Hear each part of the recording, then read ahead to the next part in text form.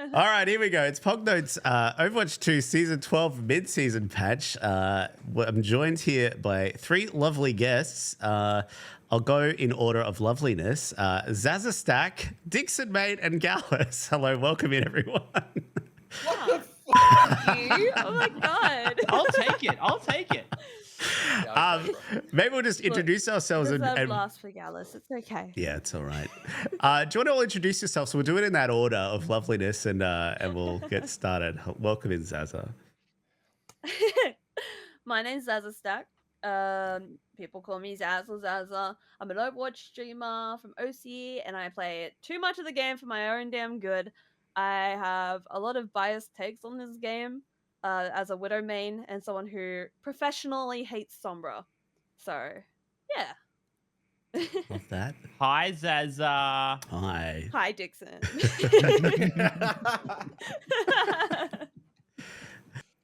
Does this mean it's my turn? Yes. Oh, It is your turn. hi, everyone. My name is Dixon, and I'm the friendly player pinned on your avoid list. If you play in Oath and you play in Plat competitive, I've definitely been on that list before. Not even apologizing for it. I've played Overwatch since Overwatch 1 beta. I've been around, still playing the game. I'm a tank and a support player, learning the DPS role. We're getting better at it. And, you know, we're just here for good times and good friends. Hence, I'm with three of my besties right now. No. He's You've never pinned been on now. my avoid list, Dixon. Don't worry. And Well, that's Pog. because we're friends. You can't avoid me. I got a loophole Well, I around wouldn't that. avoid you anyway, is what I'm trying to say. Just take the compliment. No. There you go. Can't believe you're pinned now. That's an option. Wow. You had to change it up. I love that. Mm. Yeah. Yeah. And welcome, Gallus. Hello. Good evening. Mm. Hello, everybody. I'm Gallus Overwatch. Yeah. I think his camera froze. That's it. That's it. That's it. Just Gallus Overwatch. Wow. That's all you need to know, right? It's all in the title. Incredible. I play a lot of Overwatch. I am a tank player. I am basically a Junker Queen one trick. I've been playing a lot of ranked this season. I've got a lot of thoughts about it. And the patch we just got. If I'm not doing that, I'm playing Venture, who also got nerfed. Or Sombra. I played Sombra once. You just happened to be there. You played it against me. I take that as personal offense. Yeah, I make a lot of content on TikTok, some YouTube as well. Yeah. There you go. And I'm Pog. I stream on Hi, every Gallus. bloody. Hi, Gallus. Sorry. Hello. And I'm Pog. I'm everywhere. And I'm everywhere. I'm in you all, said someone earlier. I'm on all the platforms. I make Overwatch content. I do some other goofy stuff as well. But it's not about me. It's my guest today. So let's get started. We're talking all things season. What are we? Season 12. So we didn't do one for the start of the season, but we're in the mid-season patch. But I'll just do a quick overview of what happened in season 12. At the beginning, we have a new hit sport hero, Juno, the Anubis Reaper Mythic hero skin. We've had a mid-year rank reset, and we've seen the addition of the new core game mode, Clash. And we've been sitting with that for a few weeks now, and now we've just had our mid-season patch. And this is the overview. We've had buffs to Orisa, Roadhog, Sigma, Bastion, Hanzo, Moira, Lifeweaver, and Zenyatta.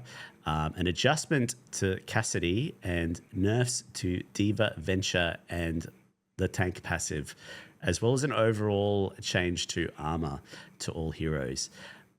So let's dig a little deeper into tanks. So that's the tank summary right there. And let's go into the buffs. Oh, no, sorry. The nerfs. I thought the nerfs were more interesting to start off with. Just in general, this is for all heroes that have armor. Armor flat damage reduction has been decreased from 10 to 7 per impact.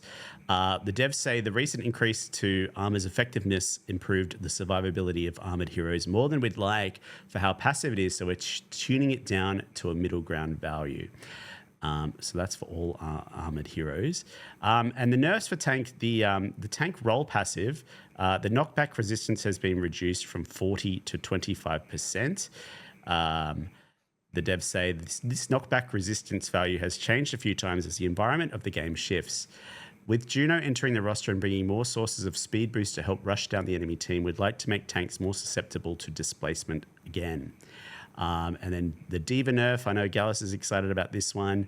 The mech armor health has been reduced from 375 to 325, and the base health increased from 200 to 225. So a net loss of 50 HP is what 25 HP, what I'm looking at. The devs say there have been a lot of community feedback surrounding D.Va lately. On average, she hasn't been overperforming, but she's quite difficult to take down, so we're shifting some of her armor to normal health and reducing her max combined health by 25 armor. With armor's effectiveness being hit in the same patch, we'll keep an eye on how this plays out and adjust as necessary. Okay. Surely this has been long needed, right? D.Va has been everywhere. Yes. I know. Gallus is taking a big You said sip. Gallus is excited. You said Gallus is excited about the D.Va nerf, but I'm excited about the D.Va nerf too, okay? This is one thing that Gallus and I can agree on. Yeah. We both are happy about the D.Va nerf. We're like, yay, she deserved it. You know? Like, is there anyone who didn't want this to happen? Yeah, out there? literally. Like, genuinely. Only D.Va she mains. was- Literally only D.Va mains didn't want it to happen. Yeah. DPS couldn't do anything to her. Supports were literally just a chicken nugget for her to And go then she and pick overpowered, up on the like- way home. She And overpowered Ground all of the D.Va tank lineup. would bully. Yeah, literally. she would bully out every single brawl tank. Ground D.Va Yeah. in silver, in my games, bro. Just ruining everything. And I Even can't in do like shit. masters and stuff, it's like Yep. crazy. Like she still is busted, even in high ranks. It doesn't matter what rank you're in. It's just every rank. Yeah, It- I think I think the whole effective look, we're not talking about the ranked reset right now, but dive coming into meta so hard and a bunch of new players coming back to the game was this compounding nightmare of no one knowing where to stand or where to be, and D.Va just for zero effort destroying them. And it was so frustrating, bro. Yeah. And that's why I liked it so very much. I was on a win streak on the tank roll. I was back on my way up. Dixon tank was just about to return. And the devs say, no, you cannot have fun things in life. And Cry so about I'm it. crying. Yeah. I was Cry one of the about it. people with my hands up saying I liked the D.Va. But you know what? That's okay, because I'll just transition to Ball, who's going to be so much better to play now with that tank roll passive nerf. I'm I going could to stream almost snipe you on hear my Nerf Frogger Stomper singing account, in the okay? background. I am so excited for that tank roll passive that I don't even care about the D.Va nerf anymore. Do we That's a think? really good point, actually. That's really good for Ball. I didn't even think about that. Do we think this nerf is enough? Like, why was she effective? someone I always hasn't thought it been was touched defense yet. matrix, like uptime for defense matrix, and that's why she was so strong. But is that incorrect? I think it's just everything, honestly. I mean, like the speed boost from support as well. If you have a Lucio or Juno on your team, it just makes it even worse to go against her because she's so fast already with her boosters. Oh my and gosh, she everything, zooms so she through can that. Literally just jump on you, like use her missiles and just like delete you pretty much. Like even if you have a support next to you, you gotta struggle to outlive that. You know? Yeah. One of the big differences, at least in last patch, between playing Winston, another dive character, and then playing D.Va, is that when Winston jumps in, if he's jumping into enemy backline, Are you ready for there's a some chance he doesn't come out. podcastic fun, Whereas or D.Va, just she can here jump to in. She's bask got in my defense matrix, glorious she's got armor, newfoundness? and in a couple of seconds she's got her boosters back. And so there was really no reason to play Winston over D.Va when you could Yeah. reasonably Like, she get was out just of the superior. backline Exactly. compared to Yeah. Winston. Yeah. That's kind of what the previous buff to her missiles did. It's because like I don't know for how long missiles have actually been unhealthy, which is kind of one of those things with D.Va, to be honest, like as a whole. She was already good, and then she had to be crowbarred into this patch, like the last patch, for everyone to realize, oh, and then everyone plays her. With Winston going in and maybe dying, that's him committing. D.Va doesn't exactly commit because you can still pump out all the missiles and matrix yourself if you messed up and then leave. Like, she's a stat stick. She's just a meatball that has way too much HP for what she does, for how mobile she is.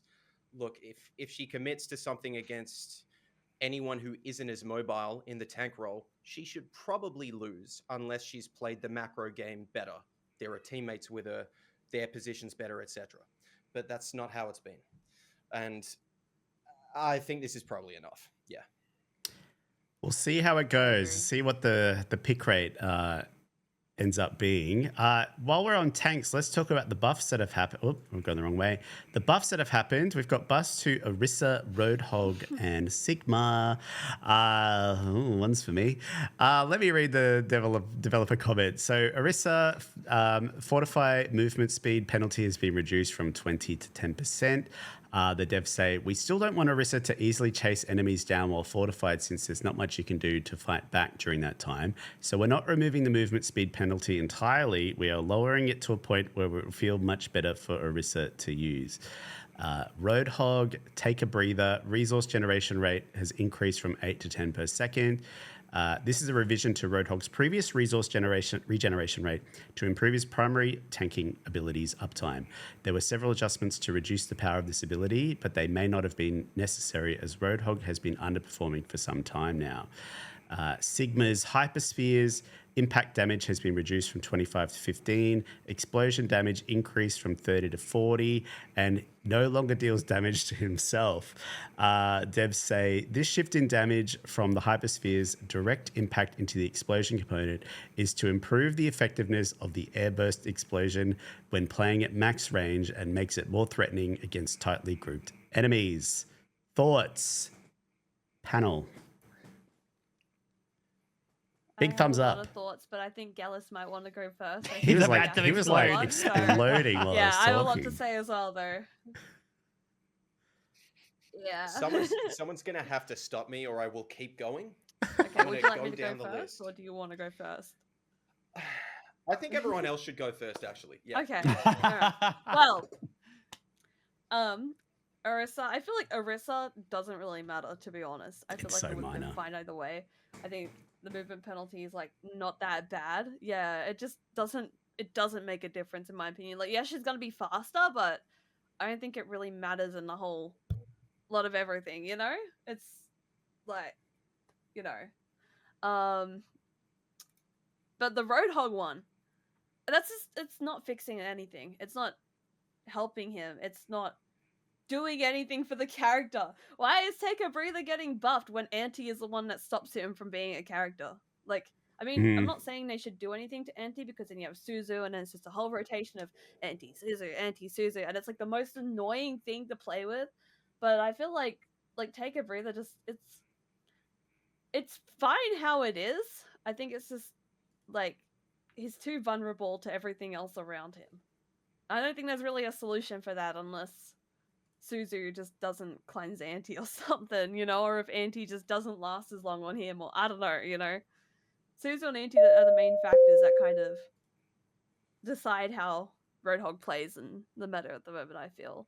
And with Sigma, the impact damage, reducing that means, I think that means he won't be able to one-shot anymore with his rock and then the hyperspheres, because that was his first combo when he was introduced into Overwatch 1. That was the first, like, one-tap combo for him when he, like, on release. But yeah, and then, like, after that they nerfed it because everyone's like, oh my god, Sigma can one-shot, and I hate that Sigma can one-shot and all that. So it got nerfed, and now it got buffed again, and then it's just like, you know, they've reduced the impact damage, but they have increased, like, other things, you know? So, yeah, I don't know. I think the Sigma one's good, though, because they reduced the impact damage. I feel like that was the main sort of thing, you know, not really the area damage. Yeah. But yeah, anyway, that's my little quick take on it. Dixon, before Yeah. Gallus explodes. I'm agreeing with most things you said there, Orisa. I mean, it's kind of neither here nor there. Kinda meh. I mean, if you're an Orisa player, maybe it's a quality of life change for you. Don't know. Yeah. Roadhog, kind of weird. I'm trying to get my Overwatch patch history memory correct. And so correct me if I'm wrong, and I probably am. But before D.Va was considered super strong, wasn't Hog considered super strong? And so are we going to get back to the Yes. spot where Yeah. now that D.Va is nerfed, Hog is now not only strong, but with a better regeneration? Yeah, but at the same time, I think like even though it makes Hog a bit better, it's like he still has to play around Curie and Ana. You Hmm. know, What's like I Kiri feel do like to they're Hog? still As in too. on his team? No, because he gets antied and then Curie Susie's him, and then Yeah, so you're that's gonna happen for friendly. both teams. You know, that'll happen for both teams, and it's all about how the supports play around I him to still think keep that's a him good alive trade for and your team. in If the you're fight. forcing their team to run an Ana, GG Yeah. their team. Ana is not Yeah. strong at the But moment. also, well, okay, Curie, Suzu, and Ana's anti aren't on the same cooldowns. Anti is a lot faster cooldown than Suzu, so Suzu comes after anti. So you use Suzu once, and then the next anti you won't have Suzu for it until like 3 seconds afterwards or something like that. So, Yep, that's assuming. Yeah, yeah. that's also assuming though that anti's on. It's being Yeah. used on cooldown, Yeah. which quite But often when it's that not. happens, yeah, when that happens like consistently, it's not down to the Hog that plays better. It's down to the supports that keep him up Yep. better or Mhm. But put you're the pressure also on the enemy tank better. assuming everything is equal. That Ana is always on that Hog. If there is a Genji constantly assaulting that Ana, she's going to be using nade on herself, right? And so that just becomes a moot point in the end. Yeah, Personally, Genji will I just wouldn't. get dynamited by Ash's yeah. bloated kid, though. Personally, I wouldn't use the nade on myself because I would save sleep until I'm about to die, and then I'd sleep him, and then if I miss the sleep, then that's when I would use nade at the very last minute. But a lot of the time, I know in lower rank gameplay, people aren't gonna hit their shots as much in like gold or silver or things like that. They're gonna miss a bit more because the Genji's gonna stress them out. Same with like a Tracer or Sombra, they're all gonna stress them out, you know, and they're gonna whiff and all that. But in like higher rank, when people actually know how to hit their shots, most of them, you know, it's more a risk for the Genji to take. Oh Because yeah, people look, are it's gonna not hit just them all. Genji. I just think that like it's definitely it's definitely not helpful for a Hog to have an Ana on the enemy team, but it's quite often a situation where not everything's equal. That Ana has other things to do other than concern about the Hog and using an Yeah. ability every 15 seconds on the Hog. I think Hog Yeah. might potentially be really strong this patch just because he was strong post D.Va Yeah. being strong. Well, And with the it's Sigma just like changes, that's cool. Yeah. I'm a Sigma player. I don't see anything bad about that. I never hit my direct shots anyway, so give me the explosion damage. Quite happy with that. yeah. All right. It's just like the main point though, just with that whole Ana Curie thing. I just want to say one last little thing. Yeah, I yeah. just feel like you gotta hypothetically think that way, that they're both gonna hit it every time. Like you have to hypothetically think that way because some matches will be like that. And even if it's not like that, you won't know which matches are not like that. You have to, you know, hypothetically, if people were to be hitting everything, because that's a possibility, that's how you gotta think, in my opinion. There. I'm quite You keen know? to hear what Gallus thinks. He's been waiting Yeah. very Go patiently. Gallus. Your time to shine. Okay, so it's been 12 and a half seasons. We know that if you would rather do nothing to Orisa, it was probably fine to do nothing to her. It's a nothing change, almost. Yep. It's a nothing change. Micro buff number 28. That is the entire point of any discussion about power creep since I talked about it in season 2. Mm-hmm. Power creep is not boom Orisa's meta. Power creep is everyone tells themselves 1,000 little lies, and then we don't know how we got into such a broken state of the game. That is just what happened with D.Va. This is...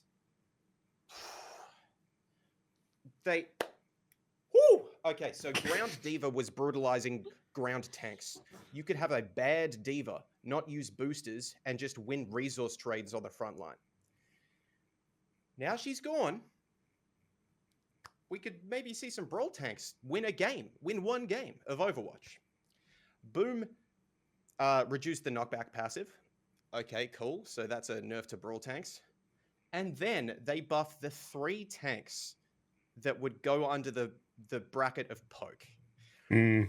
And I would argue that poke is absolutely atrocious for the health of the game. Orisa, yeah, look, it's a nothing change, but it's going to rear its ugly head in 2 patches from now, if not already. Hog is the big one.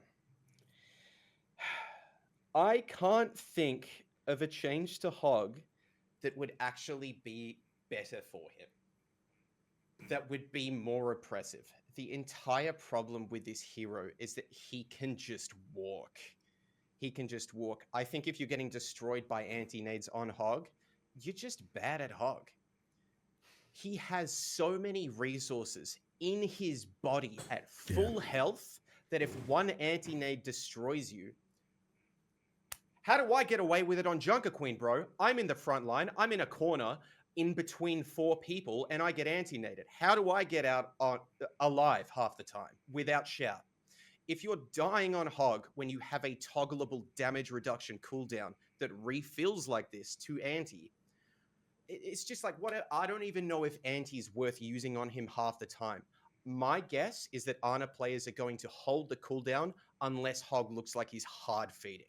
If he's way too far up because he hasn't been getting antied, then he'll get antied and die. But man, oh my God.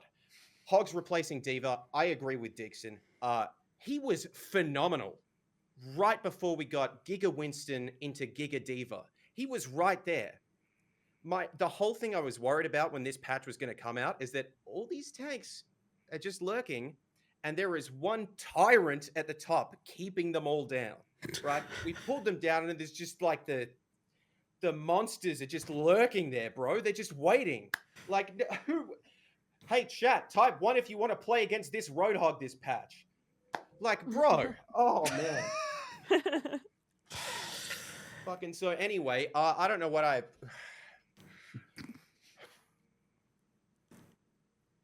He's lost. It's not fixing the issue that the game has. I think that's a good idea. It's circling the drain.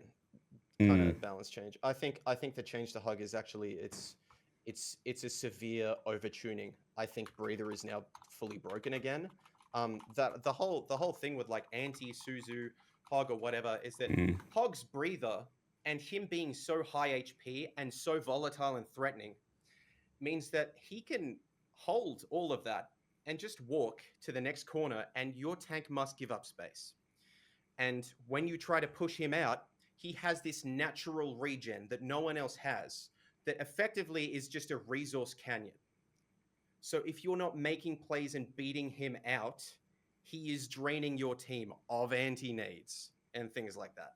And that's how he is winning most of the time. It's not like he makes some crazy hook or whatever. It's usually that he's just sort of bullying the front line, winning resource trades because he's unkillable and has so much breather, especially now, and hooking the enemy tank into his buffed pig pen, which is a whole other conversation. The problem for tanks with Hog pre-rework was never his damage. It was the displacement. That was the lethal part. Now they pull them. Now he pulls them into a slow as well. So there's that. Awesome. Can't wait to play against that until they do something about him. The only saving grace maybe is the nerf to the knockback. Yeah. This is from me as a Queen one trick.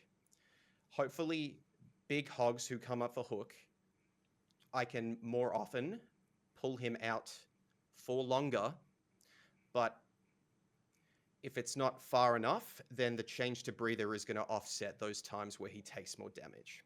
So it will be net neutral, and he was also amazing against Queen prior to that. Sigma! Sorry, everyone. Sigma! There you go. So who do you think we're going to see? Was great. Huh? Sigma was great. Yeah. So who do you think we're going to see dominating the lobbies now? Is it just Roadhog? Is that what we're predicting? Has anyone seen anything so far? What's the tank? Just Roadhog. I think Roadhog might. Do we know that D.Va's bad? Has anyone actually played? Like, sure, there's the changes, but has anyone actually played and gone? and see if it's 100% changed suck. anything. I don't. She's not gonna be. I feel like she's not gonna be as good as what she was, but I think she's like kind of pulled a little more into line now. You know what I mean? She didn't align, but whoever said before about the defense matrix, I agree. I think that's one of Diva's key abilities, and it lasts for so long. So I still think you'll play see Diva's face tanking everything because she can just right click for 3.5 seconds and then get out. Interesting. All right. Yep. Yeah, I kind of agree with that, honestly. Did you want to move on, Pog, or do you want? No, go for it. Do you have somebody else? Yeah, go.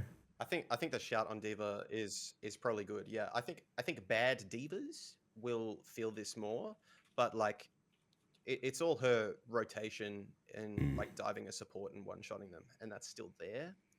So I think the main thing are things that can peel that good enough. Like is a tank that maybe can damage Diva enough to bully her out and disincentivize that? I don't know, because I don't think the backline can still do much to her.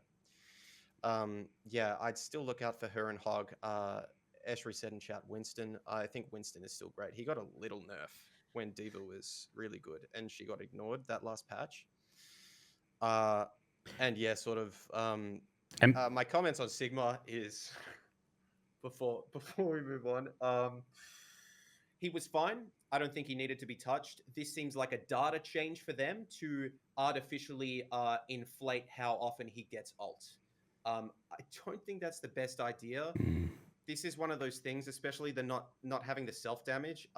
Brawling into him and closing the gap on his good maps is bad now, bro. It's bad because you're gonna try and go up and dislodge him if you're not running, I don't know, poke mirror, and the ult charge he will farm off splash damage on your backline is going to be phenomenal.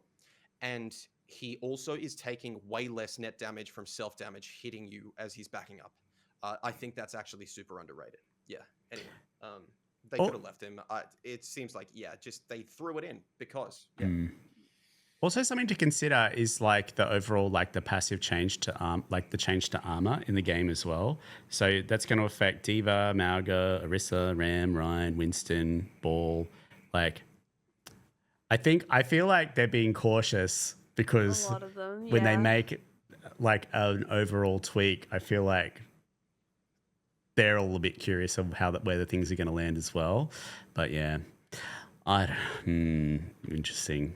Interesting thought. All right, we'll move on. We'll move on to damage. Let's get that going.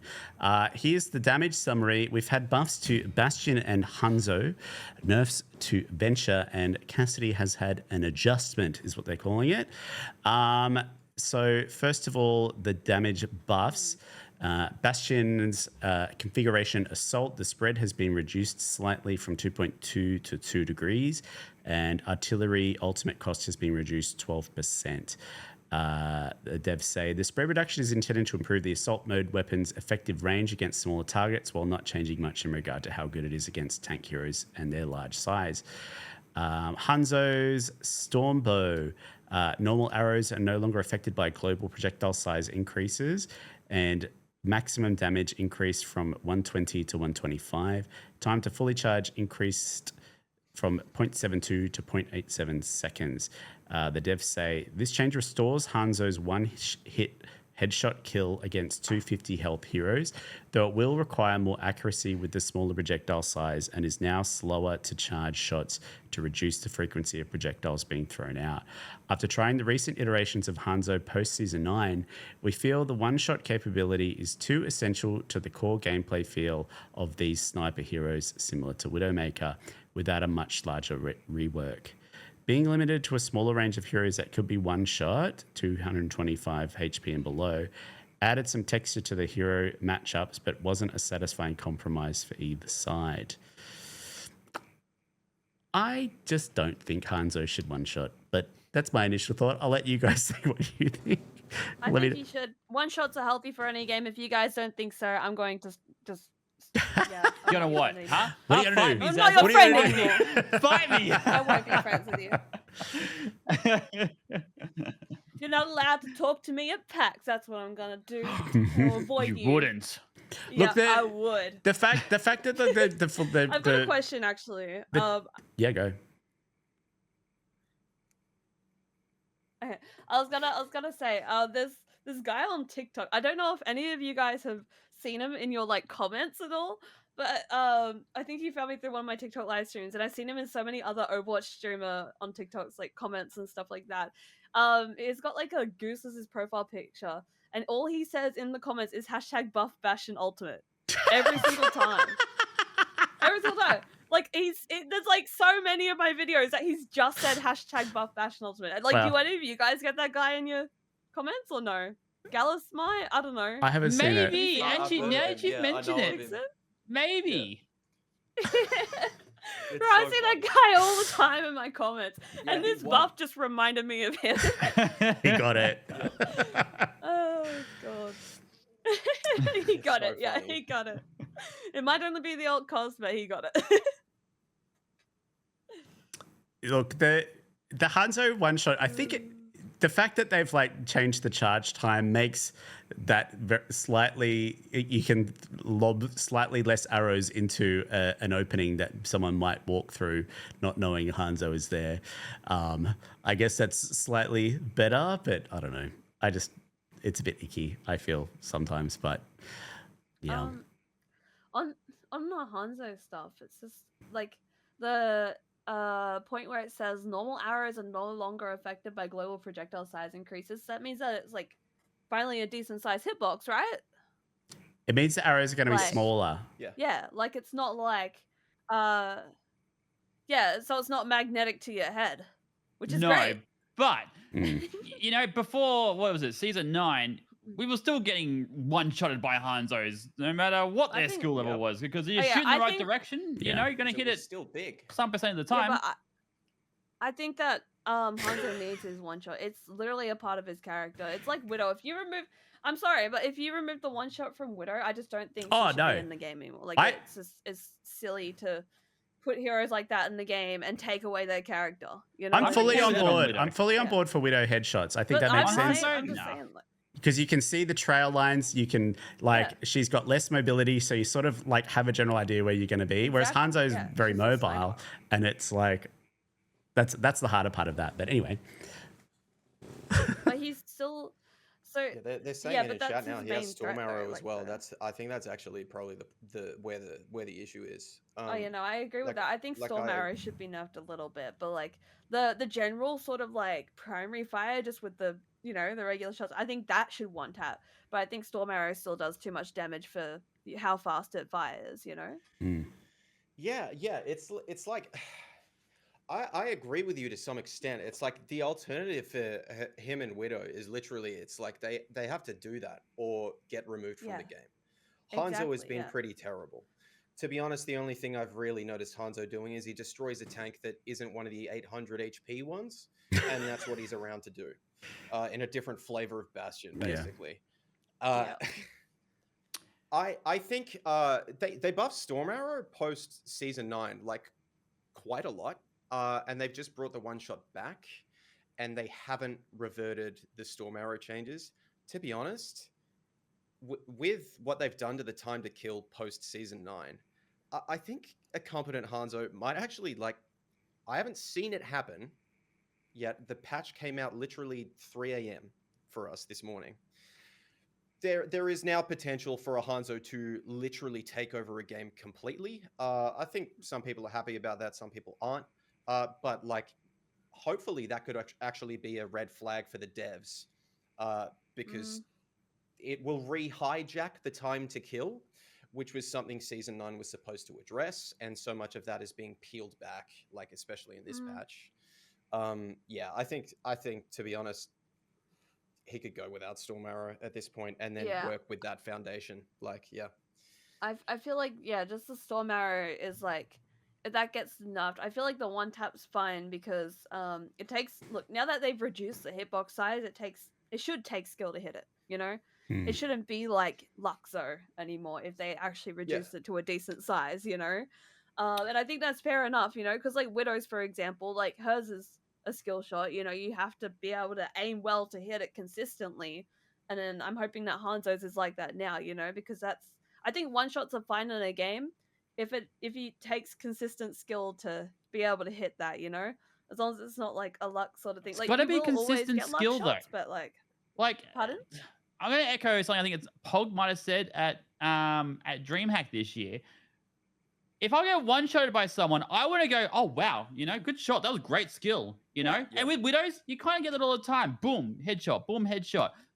But Yeah. when a Hanzo does it, oh my God, he was just looking in my general direction. I just happened to walk into it. Or, Yeah, but you know, that's, shot but down that's what I corridor. mean by like, that's what I mean by like the skill, like the hitbox reduction. Like if they've reduced it to a decent size, then it should feel a bit more. They've reduced it to skill shots to postseason hit that 9. And projectile.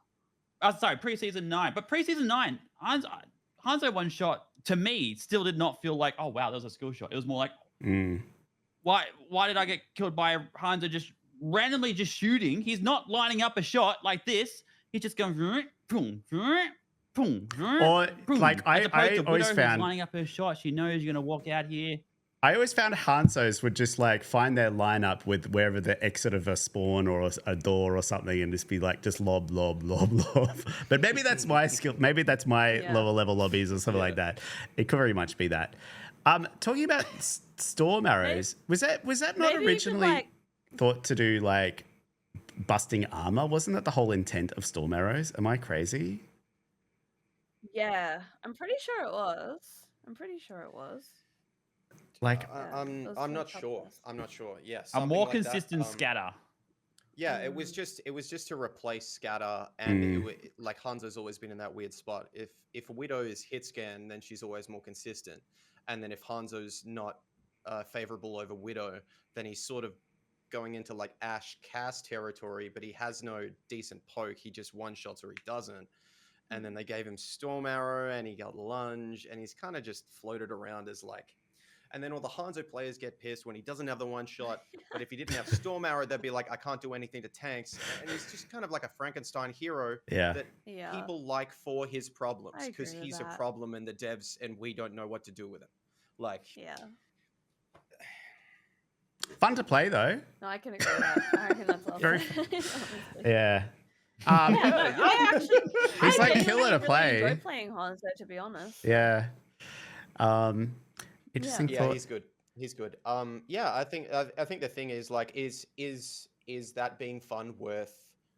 I don't know where the rank upper limit of this is, but like, he is really bad for the casual support experience, just straight up. Yeah. Like Hanzo in particular, casual support players are the ones that get driven out by this guy when he can one shot, bro. So I don't know. They've made the decision. So when they call him a sniper, like he's sort of a sniper, but he's not a long range. He's not very effective at long range, I don't think, is he? Or is that a bad take by me? No. I feel like he can be, but more against Widow, but it depends on like it depends on the Hanzo's movement and his accuracy, of course, but like I feel like Hanzo can be I would call him a counter to Widow. But that's a pretty controversial thing. Some people don't think that. And I understand why. It's probably honestly, it's probably because of Hanzo movement, because if he just AD strays, he's pretty easy to hit. But once he's like jumping around like a maniac and crouching and doing all that fancy stuff, he's a lot harder to hit. He's got quite a small head. And like I've been told several times by friends, everyone's like, Hanzo doesn't counter Widow. What do you mean? I'm like, yeah, he does, because Widows are a very semi-still, big-headed, easy to hit long-range target. Exactly. It's like his whole kit is set up to let you know where she is behind cover and pre-fire before she can peek you. That's the whole point. Like, Exactly, yeah. So that's why I think it's so good against Widow, and I feel like, as long as he needs to remain a semi-counter to Widow to be a good part of the game, in my opinion. Interesting. So, the one thing I like about it is the change to the charge time, but that's going to piss off the Hanzo mains. Sorry, Pog. Yeah. I think the change to the charge time is fair. I like that. The one thing about like the one shots being frustrating is if they can be telegraphed in some way, even a little bit, that's good. So that's good. But yeah. Sorry. And none of us have spoken anything about Bastion. Does it matter? Does it matter? I think it Bastion's doesn't really matter, to be honest. I think it's his stupid. ult is useless. I think it's silly, you know. I just I got thoughts. yeah. Yep. If you look, all you gotta do is just go for one Ana or something like that, and just dump all three on top of him. If you get him, you get him. If you don't, you don't. You Yeah. know. I don't think it really matters. I think it's a pretty ridiculous ult most of the time. And with this configuration change, I don't know. It just doesn't matter again. It's only by 0.2. Yeah.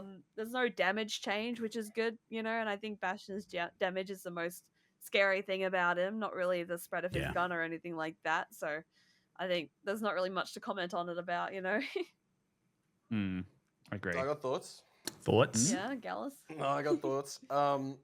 So the armor changes did a lot to his tank busting. Obviously, he falls right into what really got messed up by the armor buffs. So that just got nerfed. So immediately he's better again, and then he gets rebuffed. It doesn't look like a lot on paper, but I think percentage-wise, that's actually about the same range they changed Diva's spread when she started getting buffs.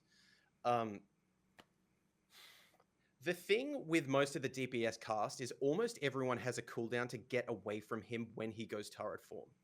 It is easier for him to hit tanks when he can't move very much, because a lot of them usually are in positions where they commit and it's harder for them to get out, and then he can just like lay down fire on them.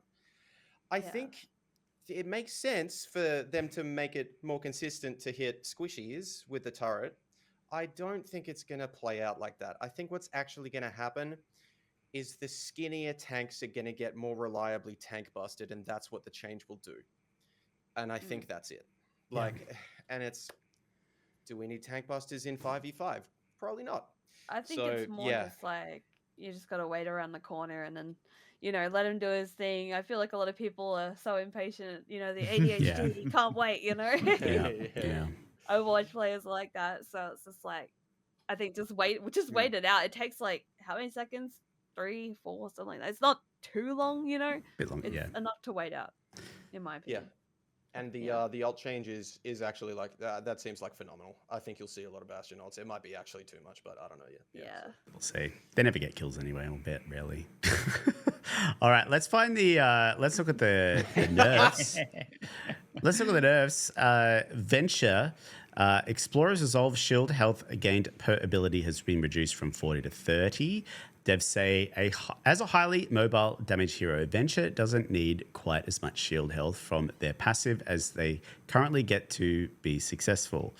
Even though they are a close range hero, their abilities enable them to close the gap quickly and effectively without taking much damage. Cassidy has Flashbang hinder duration reduced from 1.2 to 0.9 seconds. Explosion damage increased from 45 to 75. And the Deadeye ultimate cost has been reduced 10%.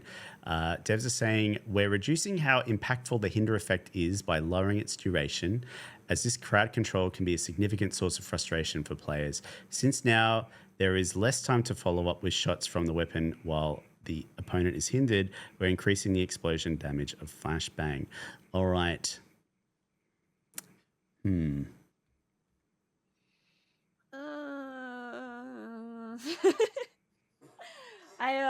I agree with the Venture one. I think it's like a nice thing to pull Venture into line a little bit. I know Gallus isn't going to be happy about that, but personally, I don't think Venture's going to suck after it, but I don't think Venture's going to be as greedy as what they were before, you know? Like, it's a bit just pulled into line a tiny bit more, I feel. And I'm just interested to see how it plays in game. But with Cassidy, I don't know. I feel like I kind of see where the devs are going with that one, but I don't think they did it the right way. If you know what I mean? Like, what would you have done, Zaza? Personally, I probably would have just reduced the duration to 1 second, but I wouldn't have buffed the explosion damage that much. Like, I feel like an extra 30 damage on the explosion damage is a bit too much, you know? I feel like you have enough time to follow up with your shots. You just have to, if you're not good at aiming, then that's your loss, sort of thing, you know? And I feel like you should be able to hit those 2 shots if they're hindered. They're moving slower, and they can't like use their get out of jail free cards to get out of that for that 1 second, and you have enough time to get 2 shots out with your gun, which is normally all you need. Sometimes 3, but then if you don't hit the heads, then it's just your fault. But a lot of the time, Didn't they you also do recently have reduce another... his fire rate? Am I misremembering? Did they reduce Cassidy's fire rate? His recently? range was So it's slower? nerfed. I might be don't remember misremembering. any recent ones. I know his there range was was, nerfs, there was right click nerfs. I don't know about fire rate though. Maybe it wasn't his fire rate. I might be misremembering. Yeah, I don't remember that. And the ultimate cost, I don't think that really matters. I mean, he gets, stunned or slipped out of his ult all the time, or it gets blocked, or, all this different stuff. Yes, it can be a threatening ult from a distance, but I feel like there's so much that counters it as well that it doesn't really matter, the ultimate costing. But the main thing is it's just like that explosion damage that gives me a bit of uncertainty. I think plus 30 damage onto that is a lot. It's a ridiculous amount.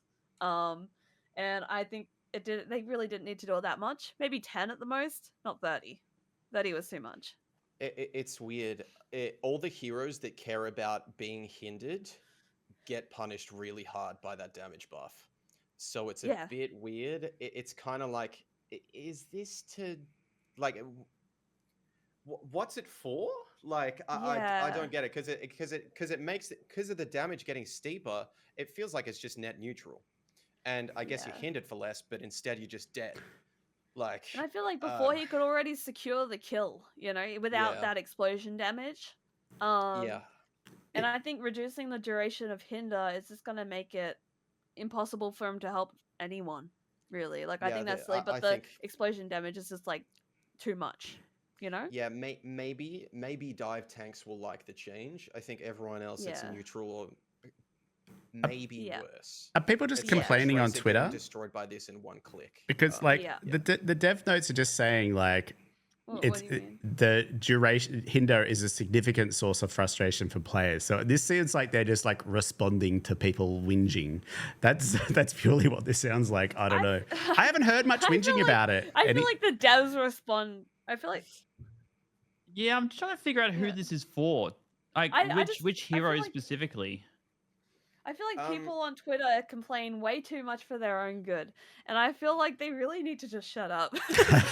I'm going to be honest. People on Twitter have too much to complain about. And half the time their opinions are wrong. Let's be honest. Okay. No, it's okay. Look, I'm mainly thinking about a lot of those like Overwatch Anonymous tweets, because that's kind of like, I don't know about that. But, like those Overwatch Anonymous tweets, there are a lot of different people from the Overwatch community now. A lot of different takes from the Overwatch community. And a lot of them are very debatable, and I feel like a lot of them would come from lower players who just want a reason to complain. They just want to be like, I don't like this hero because I mean this character. I know it's hypocritical of me saying that because I'm a Widow main who hates Sombra, but like, like just in general sort of thing, I feel like, from an analytical like standpoint, people just don't look at it right, and they just want to complain. They want a reason to complain. They want something bad to say about the company because they've taken so many wrong turns at the moment that it's just like they look at patch notes and they're just like, I hate this already. They look at all the nerfs and they're like, I hate that. The buffs, I hate that. I feel like how often do you guys see Cassidy in your ranked games? I'm just trying to think. Maybe it's to do with Cassidy's pick rate as opposed to anything else. Well, he's around a lot, I think. Often. He's I agree with the frustration thing. Yeah. He's a pick that kind of like helps out against flankers or divers, people with agility, and I feel like he's used a lot just to help counteract that. He's a big counter pick for a lot of mobile characters. He's a staple. Yeah, and I feel like it's a common thing, but I feel like that 30 damage buff is not like, because that's why it's adjusted and not a nerf, because of that 30 damage buff, and I feel like that's just not gonna fix anything. It's gonna. I'm not sure if this might actually be the best version of the nade they've had in game, because didn't the mag nade do 75? So this is just reliable and the damage as well. I actually agree with the frustration part, which is weird. I don't think a lot of people have complained a lot. Probably a lot of people playing flankers, but I feel like they might have even figured this out themselves, because playing into it, it felt a bit long. It was a bit like, man, I've shot back twice and I still can't move, and he's missing, and then I die. Yeah. So like that makes sense, I guess. Otherwise, yeah, it raises a question mark for me, because I think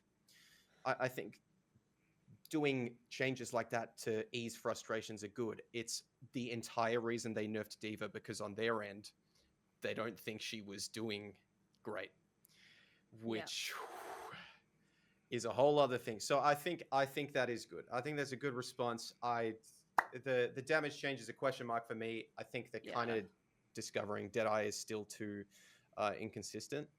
The thing with lowering the cooldown, or the cost, is he might use it for silly stuff or solo kills more. All the things you don't want him to use it for that it's good for, he will use it for. Yeah. I feel like they and just shouldn't have touched him, personally. Yeah. I think that, look, they could have dropped the duration. It's weird. I feel like they decided dropping the duration was probably worth doing. And then they were like, well, in our stats, he's also not performing fantastic, so they needed to do something else, and the damage came up, whatever. Yeah. And what were you going to say on the venture thing? Another surprising thing to me, because I just don't... There aren't that many venture players. They're not in a lot of games.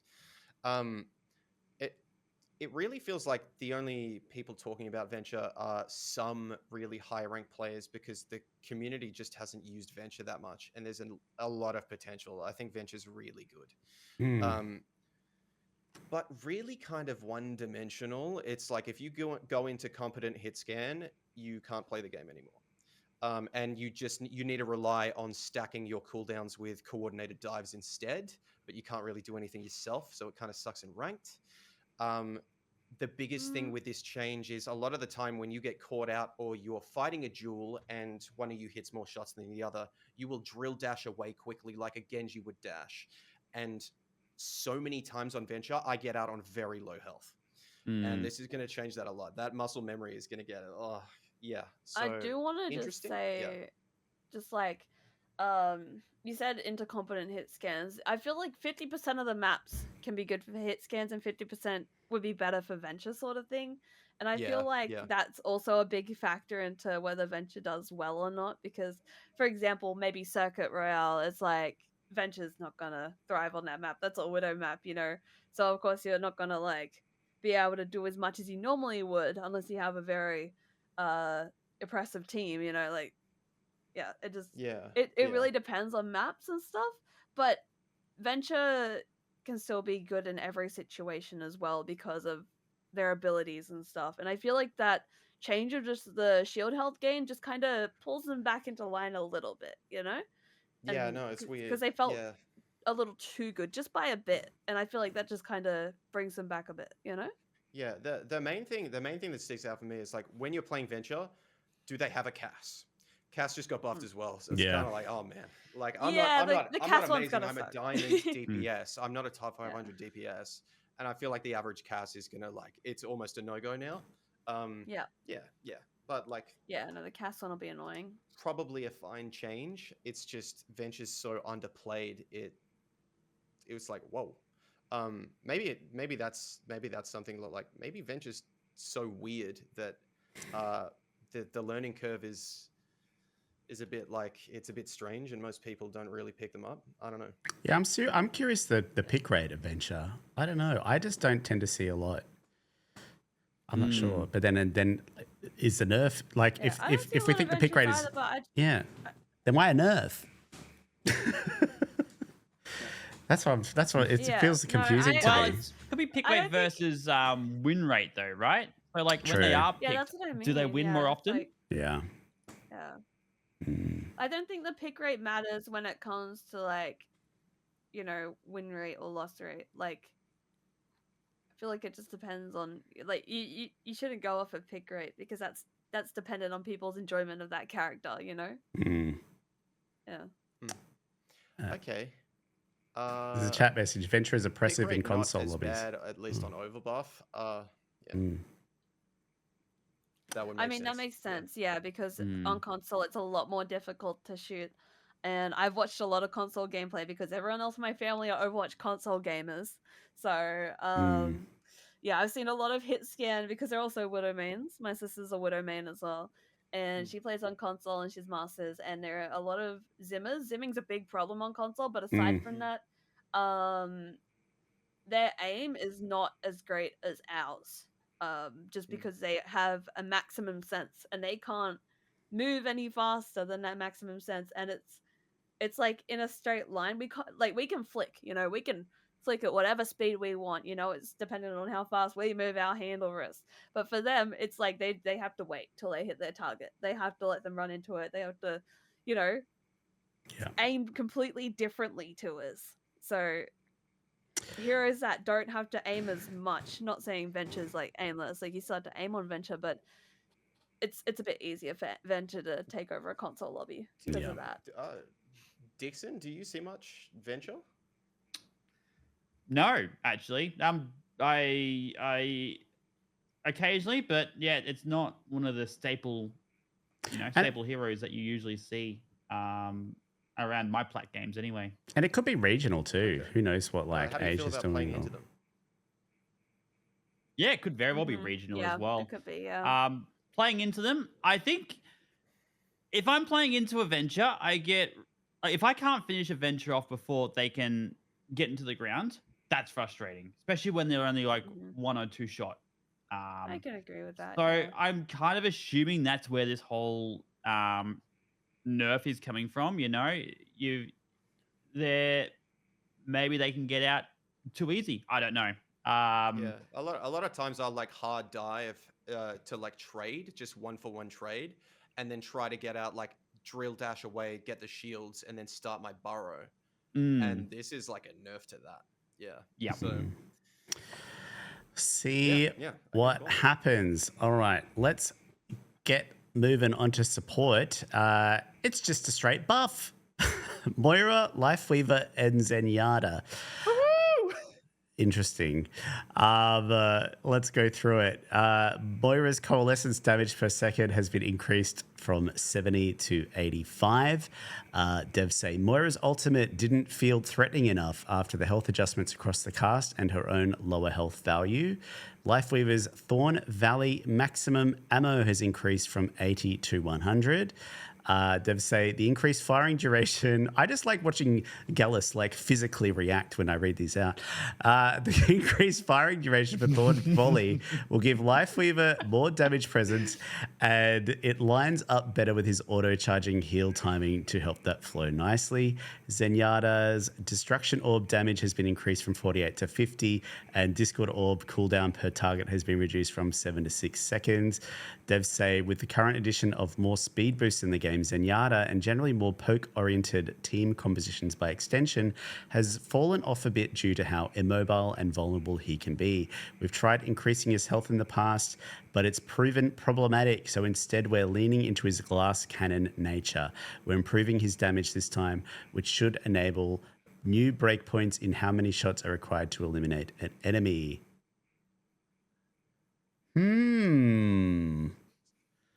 I'm not actually seeing Gallus' face. I'm just seeing blur. They 100% forgot.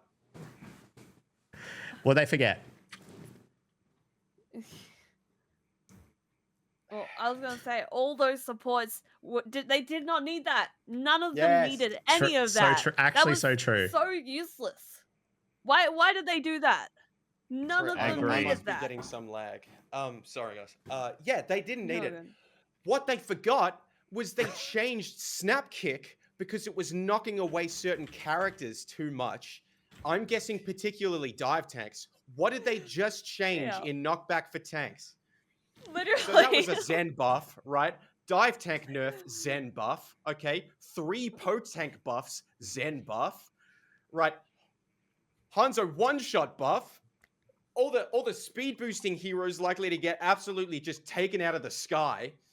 Right. Like, man,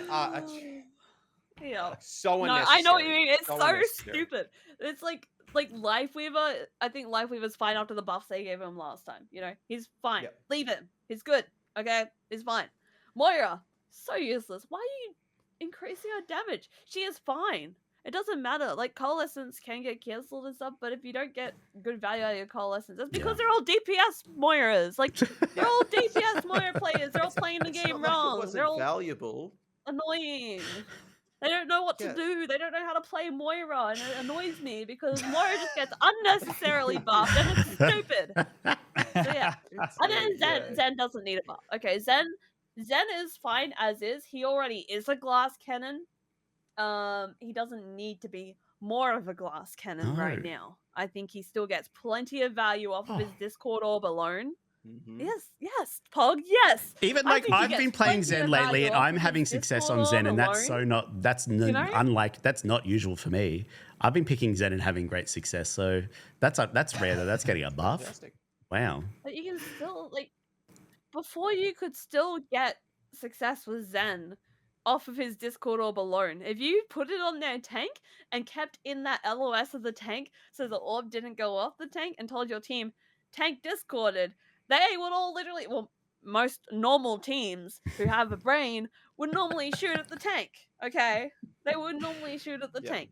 And that's the thing, and that tank will get shredded. And then you'll find, if you die, their tank's dead, so it doesn't matter because you still have a tank, you know? It's like, he can still get so much value alone just off of his Discord orb. He doesn't need a damage buff, and he doesn't need the orb cooldown buff either. I'm gonna be honest, I just don't think it's necessary. I think he was fine. Are they trying to equalize poke versus dive? Do they maybe think that the Diva nerf isn't going to be enough, and so on purpose they're enabling some poke heroes to try and equal the battlefield a little bit? So rather than saying, "Hey, we're going to dumpster Diva," let's just bring them back up. That's the thing, right? I feel like at least half of the changes and the trajectory of the last patches since Season 2. So much of the data talk and underperforming on their end or whatever, I feel like there's a lot of, they don't really know what to do. They don't really know what they're doing when they're coming to balancing a lot of heroes. And bro, they just nerfed the #1 hero that had the easiest time killing specifically Zen because of his hitbox and his tools in his kit, bro. They just nerfed her. They just... What is this for? But maybe they're thinking it's not enough, that nerf. He's already... Yeah, but they don't know. Because even in data, right, they just had a patch where Zen was terrible because of a different hero. And that different hero just got nerfed. Thus, Zen is buffed by 1 + 1 = 2. Like, he... Look, more damage. What that is doing to the Season 9 changes. Again, I feel like they just kind of create patches in a vacuum. What are the stats we have now, and what is the most egregious talked about hero on Twitter? And then they'll craft the patch around that. Upping the damage here is undoing work done in Season 9. Changing the Discord cooldown. Changes like this to Zen. If it's a coordinated dive and it's not a really good Zen with someone to peel for him, the Zen is dead. This is Zen destroying Brawl. This is Poke destroying Brawl. Lifeweaver change I actually kind of like. Comments I have on that is, if you are a ranked Lifeweaver Warlord, he has really good shield break. That's been a thing for a while because all the thorns will hit and it's a shitload of damage. If you go against Sigma and he turns out to be awesome, play Lifeweaver and just resource drain him and make sure he never has shield in Diamond or Plat, all right, wherever you're playing. Like that will probably work. The Moira change, it doesn't just do damage. It is a good supporter. She's great. A lot of heroes, a lot of squishies got their health reduced. I guess they forgot about that just happening. So you just orb and cull someone, and I'm pretty sure they will die faster than pre-Season 9. They're just encouraging TikTok Moiras. That's all they're doing, and it's the most annoying thing. Stop encouraging TikTok Moiras. We don't want them in our games, okay? Go away. Does anyone know the DPS of Orb? Because the general consensus is when you get a call, you throw an Orb first, and then you call to increase your maximum damage. I'm just wondering what this changes that breakpoint to. If it's, for example, 30 damage per second on the Orb, that's a lot of damage in call. It's 50 per second. It's 50. Okay, so You know, really That good is Moiras dumb. who throw out the damage orb and then Cole are gonna be doing what's that? 125 DPS. Something like that. Something I didn't think about that. That's gonna knock out some squishies. 250 HP heroes die in less than 2 seconds to that. Yeah. And most Moiras do throw out a damage orb before they cull. They wait for their orb cooldown and then they throw it out and then they cull. And Yep. good Moiras will know the like rebounds and stuff. Should They'll nano it. always think, what can I rebound this off to make it get their entire team, you know? Just No, that's even worse. That's even worse. Nano Moira is better than freaking Nano Blade right now. It's like the worst thing ever. New Bro, meta I'm fellas, not you heard it sure. here first. Nano Moira. Yes, Yeah, bro. It's not even I'm sorry, like it's. Maze. I'm sorry. It's over for you guys. I'm not sure. I think this is at the point where I'm not unironically, bro. You're right. I think it's good. Yes, good take. Damage boost to Cole. It's so good now, bro. That's Yeah. yes. Oh. I would rather verse a Nano Blade than a Nano Moira, to be honest. Oh That's my me god, for personally. real? You just point at him. I might have to agree. We have to test this theory, I think. No, I'd rather verse a Nano Blade. Yeah. I'd rather verse a Nano Blade. I might spit something out like positive because this is the last changes. I think where they're taking Lifeweaver is really good. I think they finally sort of got the memo with what was wrong with him. I think changes to like damage. I don't like buffs to him because I really dislike how he heals and gets away with it. It really sucks as a tank. You know, he's slippery and he hides and keeps everyone alive because you don't have the DPS passive is how it goes. Every time they give him damage, they're incentivizing players to be in riskier spots. So it actually could make him feel better to play against, even if he's been flat buffed. So that's good. I think what they did with letting him passively charge his heal is really good. I think turning the pedal into an elevator was really good. All of those have been great. Yeah. Just solid. Yeah. Yep.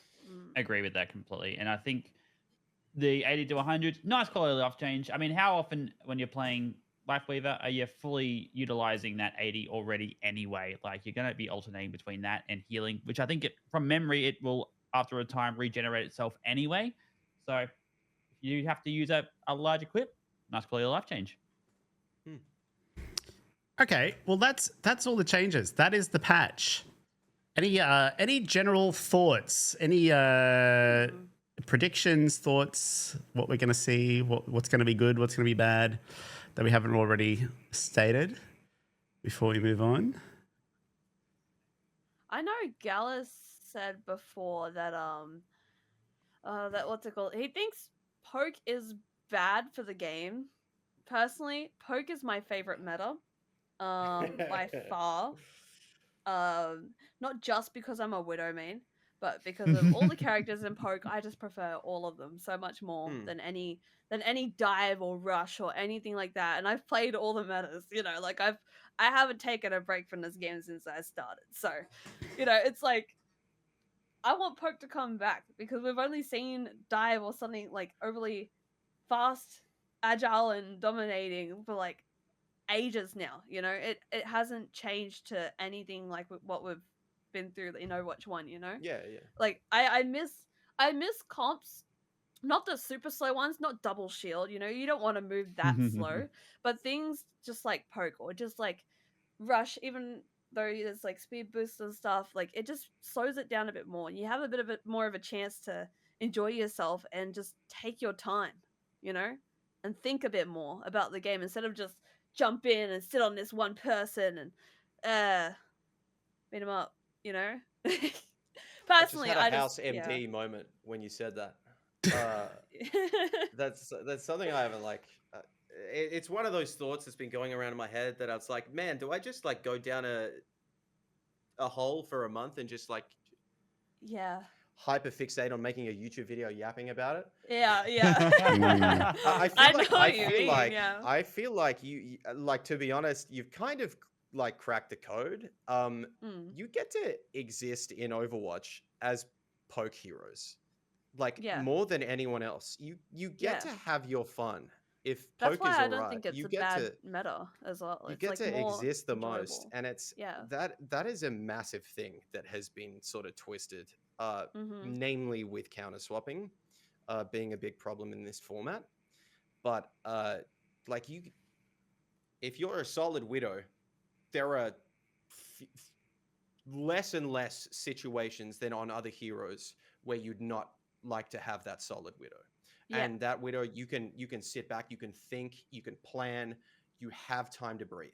Yeah. And the thing I is, think that's like important. That's really important. Yeah. yeah, there's also like enough heroes, more than enough heroes, especially Sombra, which is why I hate the hero so much, but that's just a biased opinion. I really just dislike Sombra in general because I'm a Widow player. But there's heroes like Sombra, or even Venture can sneak up on a Widow and can still like overpower that Widow and close the gap quickly. You know, there are heroes that can do that and that are built to do that.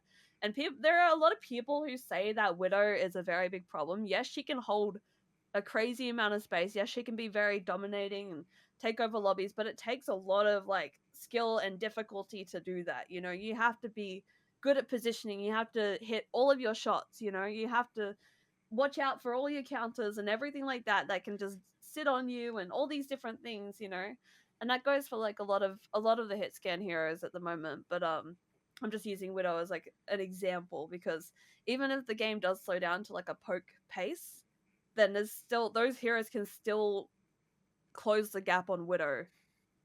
And same with like Hanzo from a distance as well. The main thing that comes to mind with that is that I particularly hate changes to poke. This isn't exactly a poke hero's problem. It's a map problem, but it's like until the maps are sufficiently redesigned, I feel like things like, you know, the Sigma change should probably be held off on. Circuit Royale. Sigma's so damn good, bro. Poke I can is agree, so uncontested, Yeah. like so oppressively, always run it. Nothing else. Always I run it. actually And it's like, well, that's You go, sorry. any hero you might soft flex onto, like anything mid-range or whatever, just gets worse and worse on those maps, the better and better hard poke gets. And it's just like, oh man. Yeah. I map do think problem, though but yeah. that Runa Sapi is a perfect map for every comp, in my opinion. I That's think a Runa trash Sapi map, though. is I love it. I think Runa Sapi is the perfect map for everyone. If I'm going to be brutally honest, that's the only map that I think suits everyone. I'm of the opinion that like, why can't maps have like specialty? Like, why can't this be like, this is the best dive map, or this is the best brawl map, or this is the best poke map? I don't mind maps having like particular people aren't going to flavors. switch from their mains, POG. That's behavior, but I think some maps do though. That's the thing. That's like what Gallus was saying. Like, I think that's fine that they do. You know, poke is strong. Disagree. Yeah, poke is strong I on actually Havana. like violently disagree at this point. I used to almost agree with this, like pre OW2 in the drought, right? A lot of the big creators were like, you know, the sort of balance we should be going for is like, I think a map-based meta is really good, but it's like, bro, the 50th time I'm on Numbani, I'm against the same 5 heroes. That's not why anyone plays Overwatch. Numbani, you have to play dive. Like, I really like if there's a line. I don't think we know where it is. I don't, but things like Circuit Royale meta is way too far over that line. Yeah, it's like if you are good enough, you should be able to run something else. And I feel like it's a hard throw, bro. Put cars on the road. Really, it's too far in the other direction. Like, I love Circuit, but I fully agree with you on that take. As much as I love Circuit because I'm a Widow main, like, your take is like fully accurate. It's too oppressive with Sigma Widow on that map specifically because you can't do much against it. Even if you do run counters on that map specifically, it's still going to be difficult for you to get past that point if you don't run those heroes yourself and you don't play them better, you know? Yeah. And it's not even like stop making it a long sidelines map. I think like what they're looking for in reworks to that, and like Gibraltar, which was okay.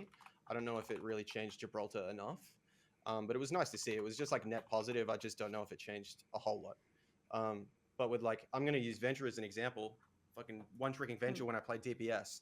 Circuit, I will probably go Reaper. purely because I can actually get somewhere to do anything easier because of the TP. Venture, you have to cross open space. Maps like that, you don't have many options for staging a fight on heroes that have, say, closer range or whatever. It's like there is just open space trying to cross around like the first big bend in circuit past the spawn. It's like a no man's land. There's really nowhere to go. You can get to the statue if you can get there instantly on a hero that can get there instantly. Otherwise, you're wasting a cooldown and someone can, like their tank can walk up on you and just take you out. Even though you have the over the roof flank, it's not always good enough. It's difficult for, like, most heroes can't go over there, and the heroes that can, a lot of the time you can hear them before they go over. You can hear them walk up to it. You can hear them use abilities to it. You know, you know they're coming over there. You should be ready for it. Like, they're gonna get decimated before they even hit the ground most of the time. So yeah. But there's a good point in chat. Circuit Royale needs a rework to make an extra lane. Yeah, it's a singular. That would be good. Yeah. Like Circuit, like almost for the entire map, everyone is on main. Like there's nowhere else to go. Yeah. Circuit First Point actually reminds me of Overwatch 1, like 2 CP maps. I'm not gonna lie. Like, you know how like they just have 2 ways to go? You have main and then 1 flank. Or sometimes 2 flanks if you're lucky. One but really long like staircase. You got to go like through Romania to come back. And I feel like Circuit's a lot like that. I agree on that. Yep, I agree. Delete it. Get it going. I'm pretty sure I posted on Twitter today. Delete it. I don't like it. There you go. All right. I think that's us. There was something else. No? There was something else you said about Sorry, Pog. Sorry, something else you said about Widow, like you really liking Poke. The other thing I wanted to say to that is I think there's a fundamental expectation among most players when they get into Overwatch is that there is a dynamic of resource trades, and that will open up the map. Most people probably aren't seeing it like that, but it will open up the map. You can move forward, play around. You can get damaged and get healed. A lot of the Overwatch gameplay is you can retake jewels constantly and stop, get healed, take it again until you win. The opportunity to do that, and particularly on the player base, like supports who maybe want to duel the least, is where heroes like Widowmaker capitalize off of and cut through all of that and shut the experience down before it starts. And that's why it's really frustrating. I think that's the whole like one-shot problem. It's like an untelegraphed, the gameplay loop is over and it hasn't begun. She operates like a tank. Why haven't they made a sniper tank? They have. She just doesn't have the health because she controls the space anyway. Like, it's a whole other fucking yap I could do, but like, and I just feel like one shot, like nerfing one shots is not the answer to fixing one shots, in my opinion. Anyway. Okay. I don't know. It's weird. It's like if there is a solution, we don't know what it is. They haven't like reworked Widow to have a completely different kit, so I don't know what they do, bro. Delete it. Sorry, Bob. No. Well, I think that's our thoughts on the mid-season patch. What do you think? This is going to YouTube, so make sure you put something in the comments, start a discussion there, and maybe we'll have a look and wildly react to it. That is our thoughts. And we can move on to some other... Like and subscribe. Yeah, do that. Clash is a new mode this season. It's been out. I thought this one might be a healthy discussion as well. There has been minor changes to Clash in this patch. The fast respawn after a point has been captured has been removed, and we'll be looking to implement an alternate version of it for Clash in the future. And respawn times for defenders get reduced by 2 seconds for each segment the attackers secure in the final capture zone. Clash is in a funny spot right now. I feel like they haven't nailed it. I don't know. It is. It's weird. It's like, it's awkward. So anyone know what that means with the last spawn thing? So like, so obviously like first point is not going to change, like that middle point, but like say one team caps it, it gets pushed to the next one, so the people who are defending it are the ones that cap the first point, right? So they become the defenders because they're trying to defend the next point. I'm pretty sure that's how it works, right? Or am I thinking the wrong way around? It's you've Which got one? the 5 Wait. points. If it's Defenders. closer to you, you're So if defending, you're- right? It's closer to you. Oh, because Yep. okay, if it's closer to you and you're defending, that means that the people that cap the first point are the attackers. Yeah. So this is only for the Yes. final zone. So if the zone is right at your spawn, and it's being capped, 1 tick, 2 That tick, just- 3 ticks. Each tick, the defenders, those coming out of spawn, get a reduced spawn time in order to give them a chance to, I guess, contest the point. So what's been Doesn't that happening just is make it more like steamrollable. well, yeah, like people PvP? have been playing Clash It because seems they more don't pay steamrollable. the point Yeah. A and point E. Those points, people have not been trying to get them because it's pretty much impossible to complete Clash unless you're just absolutely dominating, which is not common. So people have just been like letting that go for free and then coming back. So it's like no one's going for those final captures. That's kind of, they're trying to address this, but then the game could go for bloody 2 minutes. Well, So I don't know. Well, hang on, though, that doesn't- On paper, it's better to lose Quickly. It's better to soft lose because you'll always have the map geometry, defender's advantage, and then just win one neutral fight after winning the second last fight. You just snowball. Isn't it this through and, encouraging take it, the map. though? They're reducing Yeah. the respawn Yeah. time for defenders. So now you wouldn't go for A or E, right? Why would you Why would attack you? the Yeah, last true. point? With Yeah, that change? so this is It's making it doing worse. the opposite of what they want to do. That's confusing, right? That's why I don't know if this is worded right. Like the fast respawn, what Yeah. did that do to the defender's respawn on last point? And is Yeah. this 2 seconds thing kind of offsetting it? But like I don't know if it offsets it that much, even if you explain it. It's like what they capture 2 ticks, and now everyone has 4 seconds less respawn and wave respawn. Is that like you just Yeah. constantly repeat your life? Like is that how it works now? I don't. Yeah, it's Yeah, I just don't like the Hmm. sound of the changes at all. To be honest, I don't. I think Clash is awful. It's in a weird Yeah. spot. It's an awkward game mode. No one likes it. Yeah, it's awkward. I really Yeah. like the maps. I really like the maps. Yeah. I had a take where I actually didn't care about the game mode at all in the test, and how it changed with closing it out or not closing it out. I don't know. It just doesn't feel sufficient. It's done something weird though. I really thought it didn't matter what game mode. It's like either you're looking for good spots on the map and then you're fighting there and then you take the objective or not. This game does something to my game sense and I'm really bad at it. Like this mode. Like Yeah. it does something's going on with how the spawns work and all of that to alt economy in the background and where your team is at and where the spawns move and like quick respawns. It's messed up my game sense in this mode and I'm so bad at it. I just lose it constantly. It's like, Hmm. and I shouldn't. It's more of a close quarters map. But like, Yeah. I don't know, bro. Yeah, something's I've off. actually felt fine on these maps, but it's really weird because a lot of my Clash games have been steamroll and then reverse steamroll, and it's like Yep. one Mm. team will win until the last point, and then the defenders will like bring it back, and then they'll push all the way to the other end, and then they'll end up winning. That's how I've had a Oh, lot I've of my not had Clash games that. turn out. I've I've definitely that- had games like That's that. most of my Clash games. Yeah. It just feels like Yeah. you're It's doing really so good, awkward, and then I all of like a it. sudden, like it's like clearly we're the better team, and then you just get like pummeled, and it's like what? How does this? You could have used it. I don't know. Yeah, the snowball Yeah. turns around.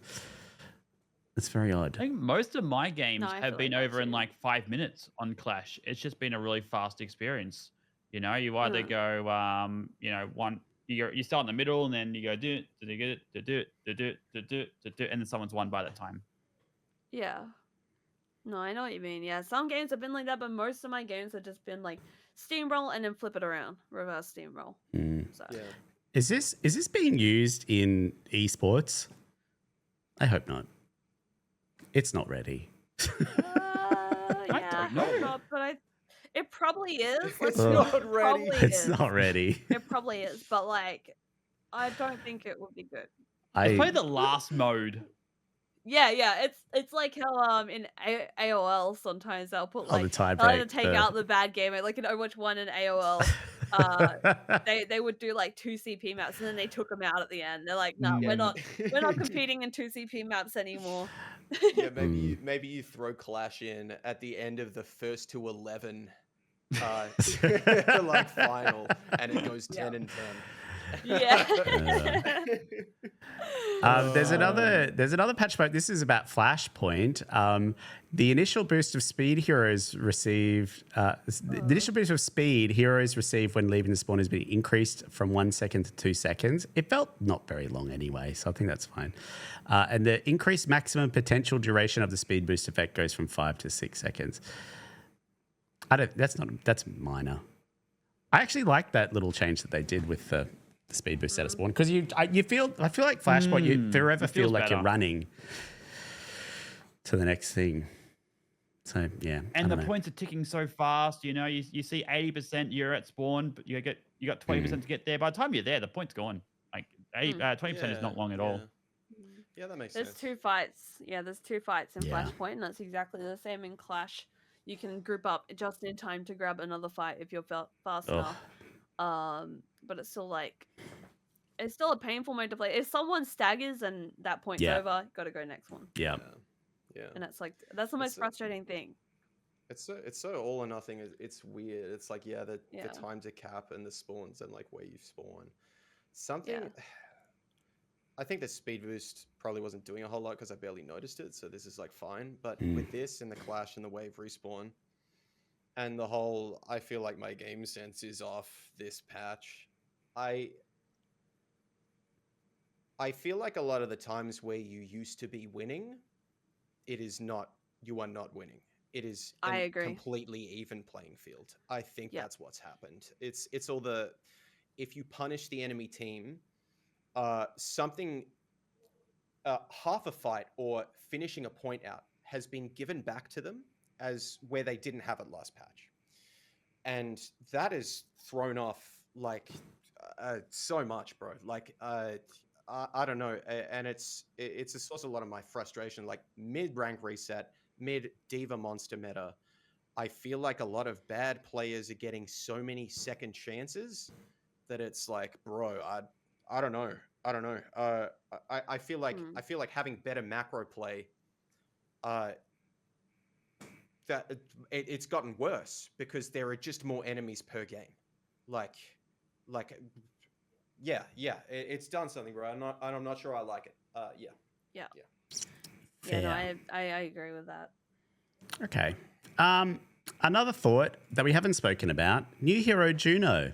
How's she doing? What do we think? Has she found her spot?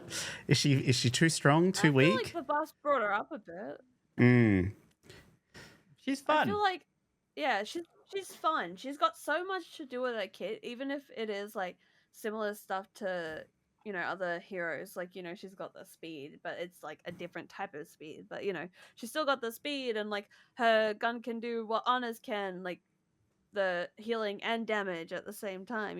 Well, not at the same time, but you know what I mean? Like it can do both. And the one thing I don't like about Juno is her torpedoes, because every time someone uses goddamn torpedoes, they don't know what time to use them at. They use them when you're like critical health, and you like it's ridiculous. Like, and they lock on and watch you die. Yeah. I'm listening. I'm listening hard right now because they don't understand. They're like, oh yeah.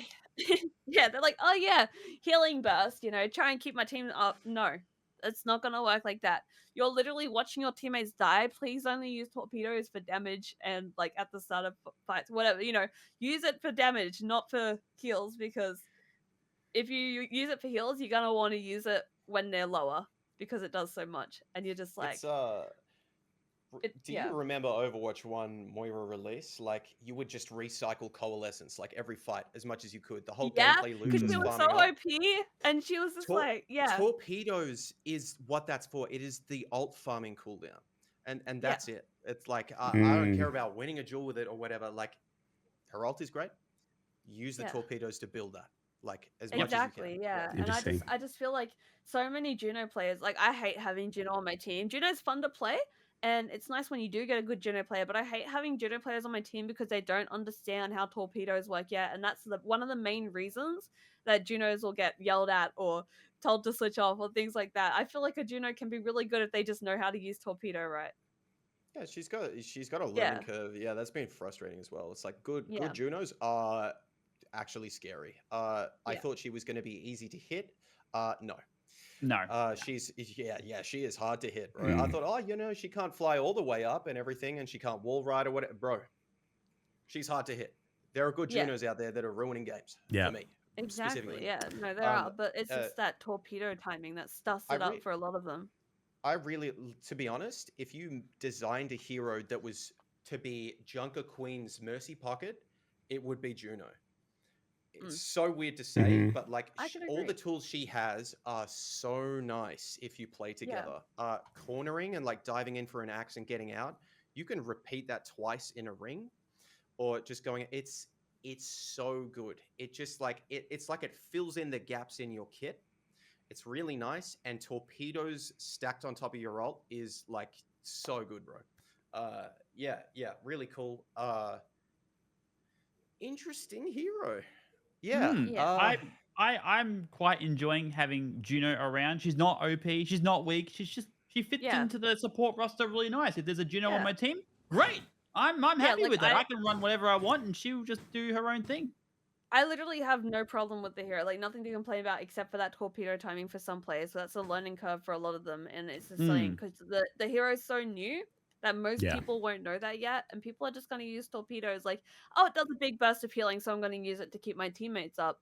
But realistically, that time where you can't shoot while you're locking onto people, it's too long, like to go without shooting to be able to use it for heals. You have to lock on to do damage with that. Juno. There we go. Okay. Good. Let's see how she goes. We're at the final little bits and pieces. Look at this. This is new. Competitive drives. Don't ask me why they're called drives. It still makes no sense to me. About this, yeah. So competitive drives are limited time events that take place near the end of seasons in competitive play role queue. As you complete a drive, you'll earn bonus competitive points and a new reward called signatures.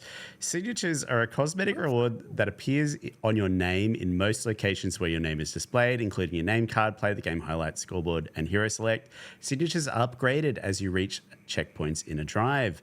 When you win a match, you'll earn drive score and progress toward the next checkpoint. Losing subtracts drive score, but generally less than winning, and checkpoints prevent you from losing score once you receive them. There's checkpoints along the way around competitive points. I won't go too deeply into that. Your progression on a drive is shared across all roles and role queue. You do not earn progression toward your drive in open queue competitive play. That's outrageous. That is a slight against the Oceanic region. That is not acceptable. I got thoughts about that, bro. I tweeted one of the Blizzard devs and I said, hey, Go off, King. Why can this not be available in competitive open queue? It's competitive, right? Just make it available for all competitive modes. And you know what? You know what I heard in response? I heard this. Absolutely nothing. Why does it have to be role queue? I don't understand. I mean, it's a small thing, but just make it comp flat. Can I shed like a little bit of light on it? Please. Just so there's a lot of, especially like creators that are top 500, but also just like a lot of, people who are higher ranked and have reached top 500 in role queue. They don't believe that open queue should have, for example, those top 500 rewards. Remember how we got the sprays and icons and stuff at the end of season for that? For like, but you don't get them anymore.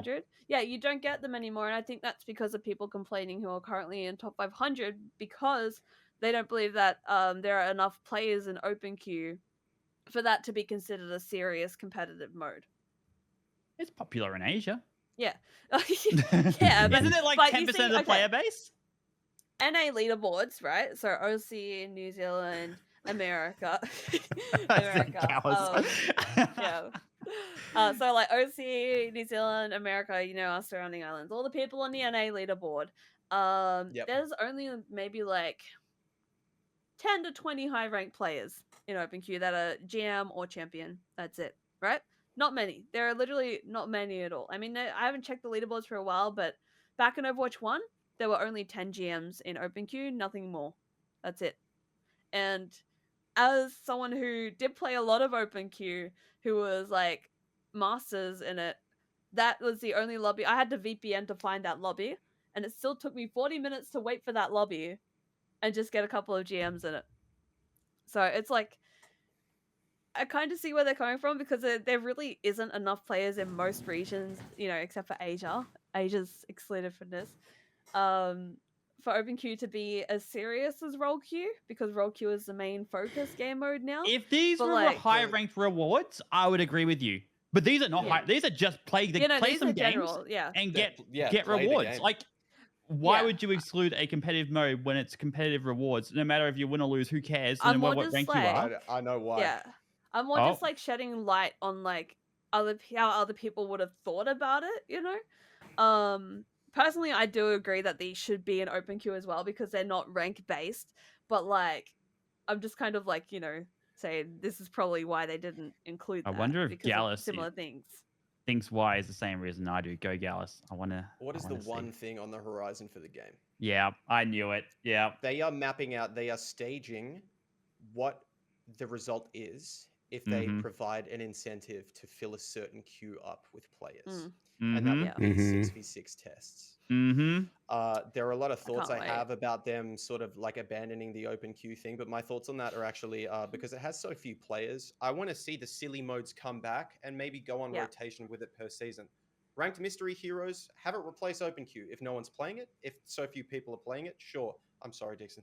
Fuck, man. I really want to play it. I just can't even love get a game. open queue, but yeah, it's Mm. impossible to find anything for us. Like it's just Yeah. I'm hoping the game will look more like open queue at the end of whatever these tests are anyway.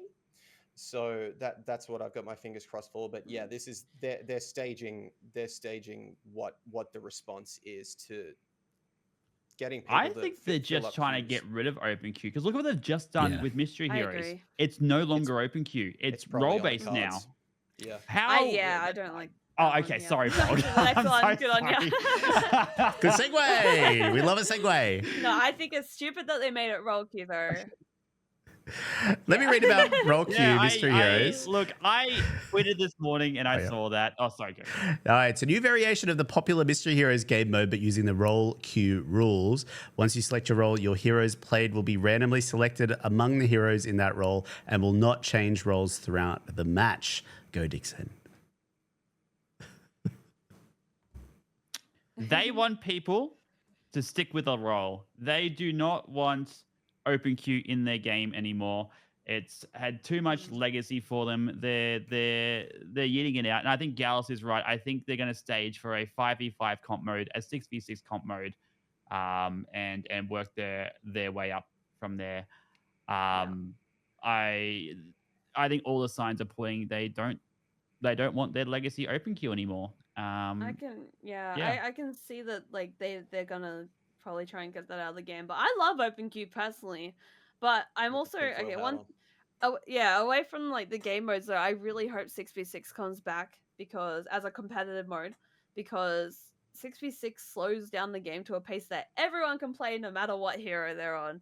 Just because of that second tank being there, it's another health pool, but it's a big health pool. And that's on both teams, you know, it slows it down so much more, and just tanks have to cooperate together, and then like, you know, it's not as counter picky, and it's also a level of requisite chaos for you to like do your own thing without as much pressure. And the social psychological pressure thing is like I think that was so underrated. Yeah, sorry, I was just interrupting, but yeah. No, it's all good. It's all right. Yeah, no, I just think that 6v6 is way better. Like, even I don't know if like remembering back to Liger's Over Brother night that we did, and it was like we played 6v6 for that night, and even though it was a goofy night with all these different things happening and, you know, like random throw-in things that threw everything out of whack, you know, it still felt way better playing that game mode just because of how much slower it was. Even like with the like Mm.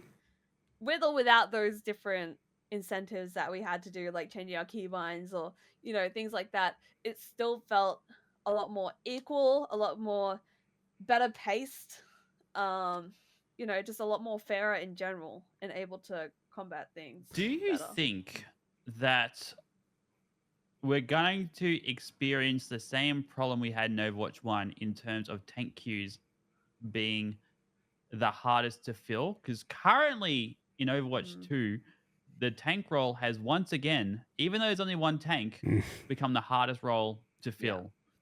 I think if tank became a bit more even, because right now tank is counter swap all the time. It's just a counter swap like circle, and you keep going round and round and round.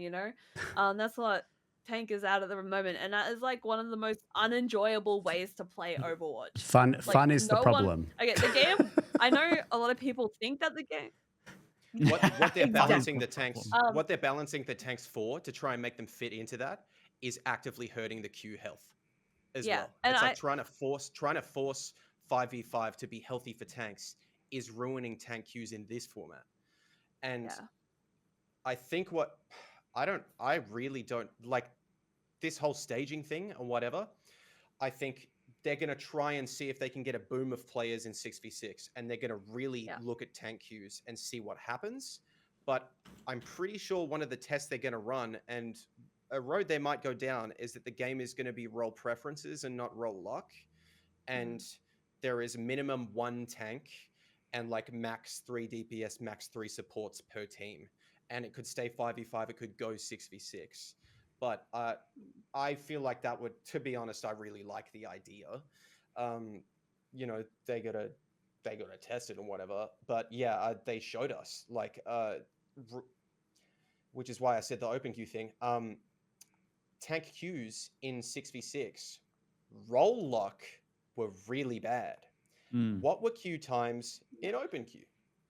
What was the queue time then, bro? Roll lock broke matchmaking.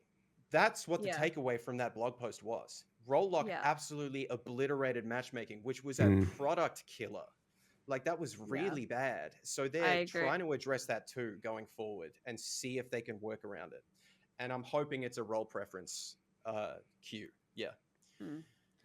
Yeah. No, it's like I feel like to fix tank queue times, if they did take it back to 66, it can't be that constant cycle of counters, because that just makes it so unenjoyable. Just like you get counted and you have to switch. You don't get to use your ult, you have to switch, and then you end up countering them, and then they don't get to use their ult, so they have to switch.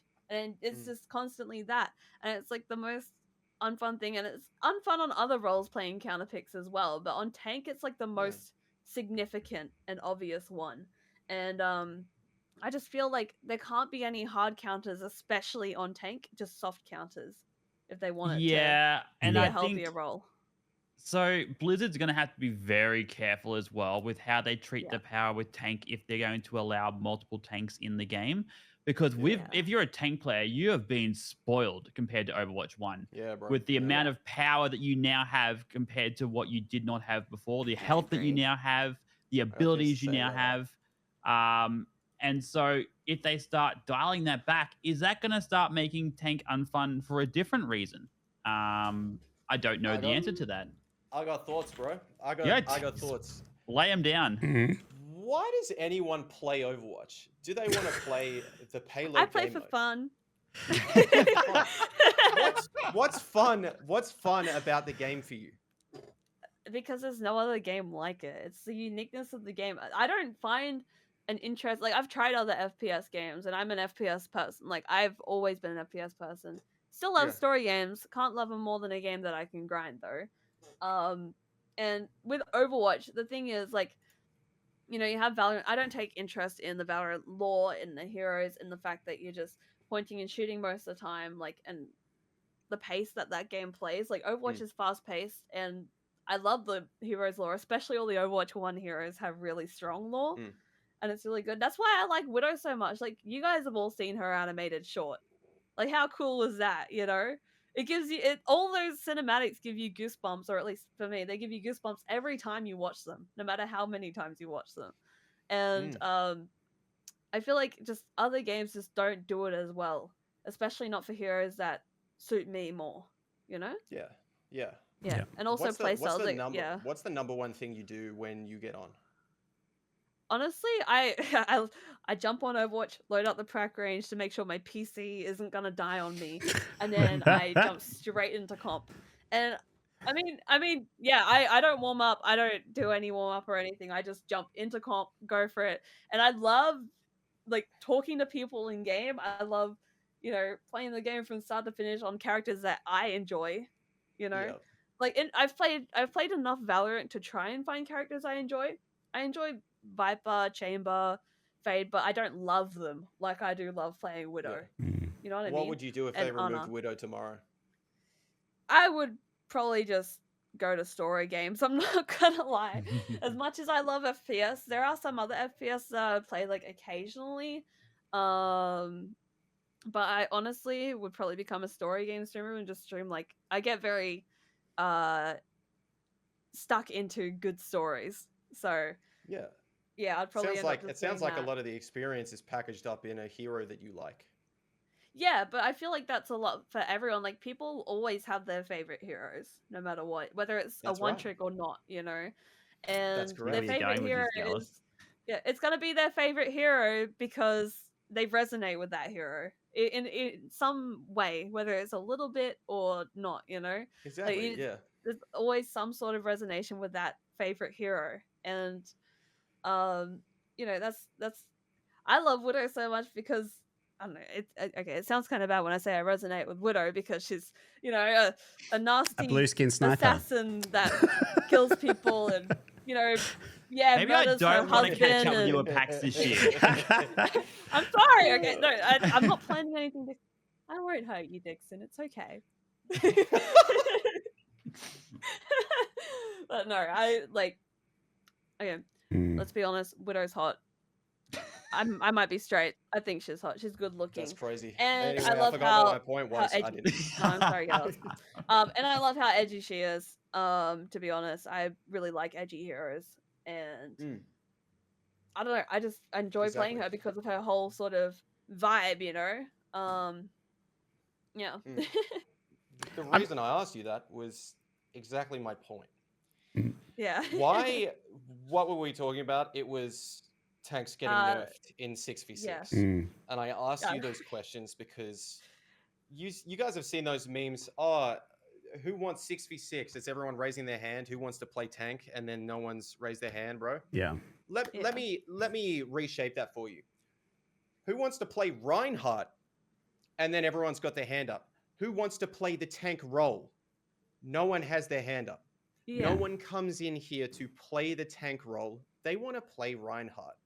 And in the current format, the through line is that you don't get to play the hero you want to play. The number one thing people gravitate towards in this game and why they play it is they like a hero and they want to play them.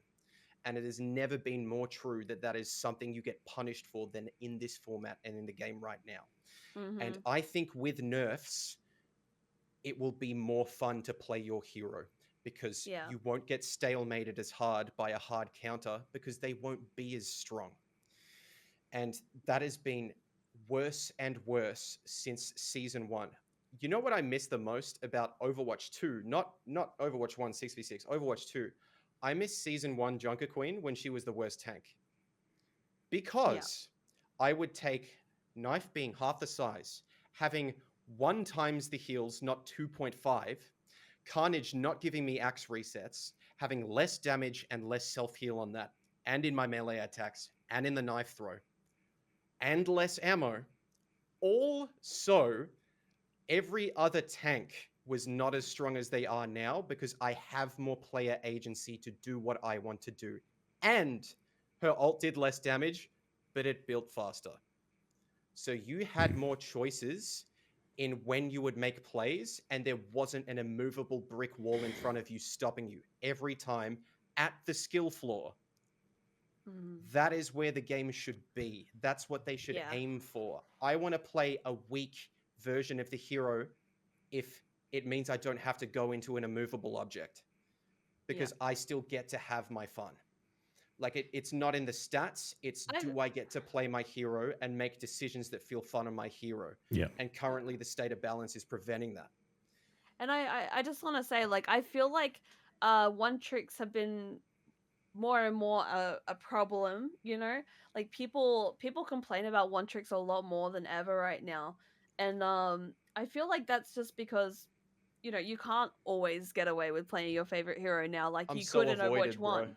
Yeah, no, so am I. Don't worry. I get that avoidance teammate thing pop up like all the time. It's so Even though I'm a bad. nice person, it's like I get it pop up 24/7. But yeah, you know, true. it's just like you can't get away with playing your favorite hero now without people complaining or hating on you. Like, even though that would still happen in Overwatch 1, it was nowhere near as much as now. And that's only because of hard counters and how they've taken the game and the fact that they've made so many silly changes that have made it impossible to, like, play who you want to play. So people are just counter swapping now because they want to win to feel a slight bit of, like, enjoyment from the game. Because they can't feel that on their hero. Yeah. But why are tank queues so? Sorry. Why is tank the most needed role now then? If what you're saying is true, that people will still play the role regardless of what state their hero is in, why has tank dropped to being the most needed role again? Because it's so bad with all the counter swapping cycle that they just don't what we're want to saying I is got a counter it doesn't to matter, that. right? I got a counter to that. Yeah.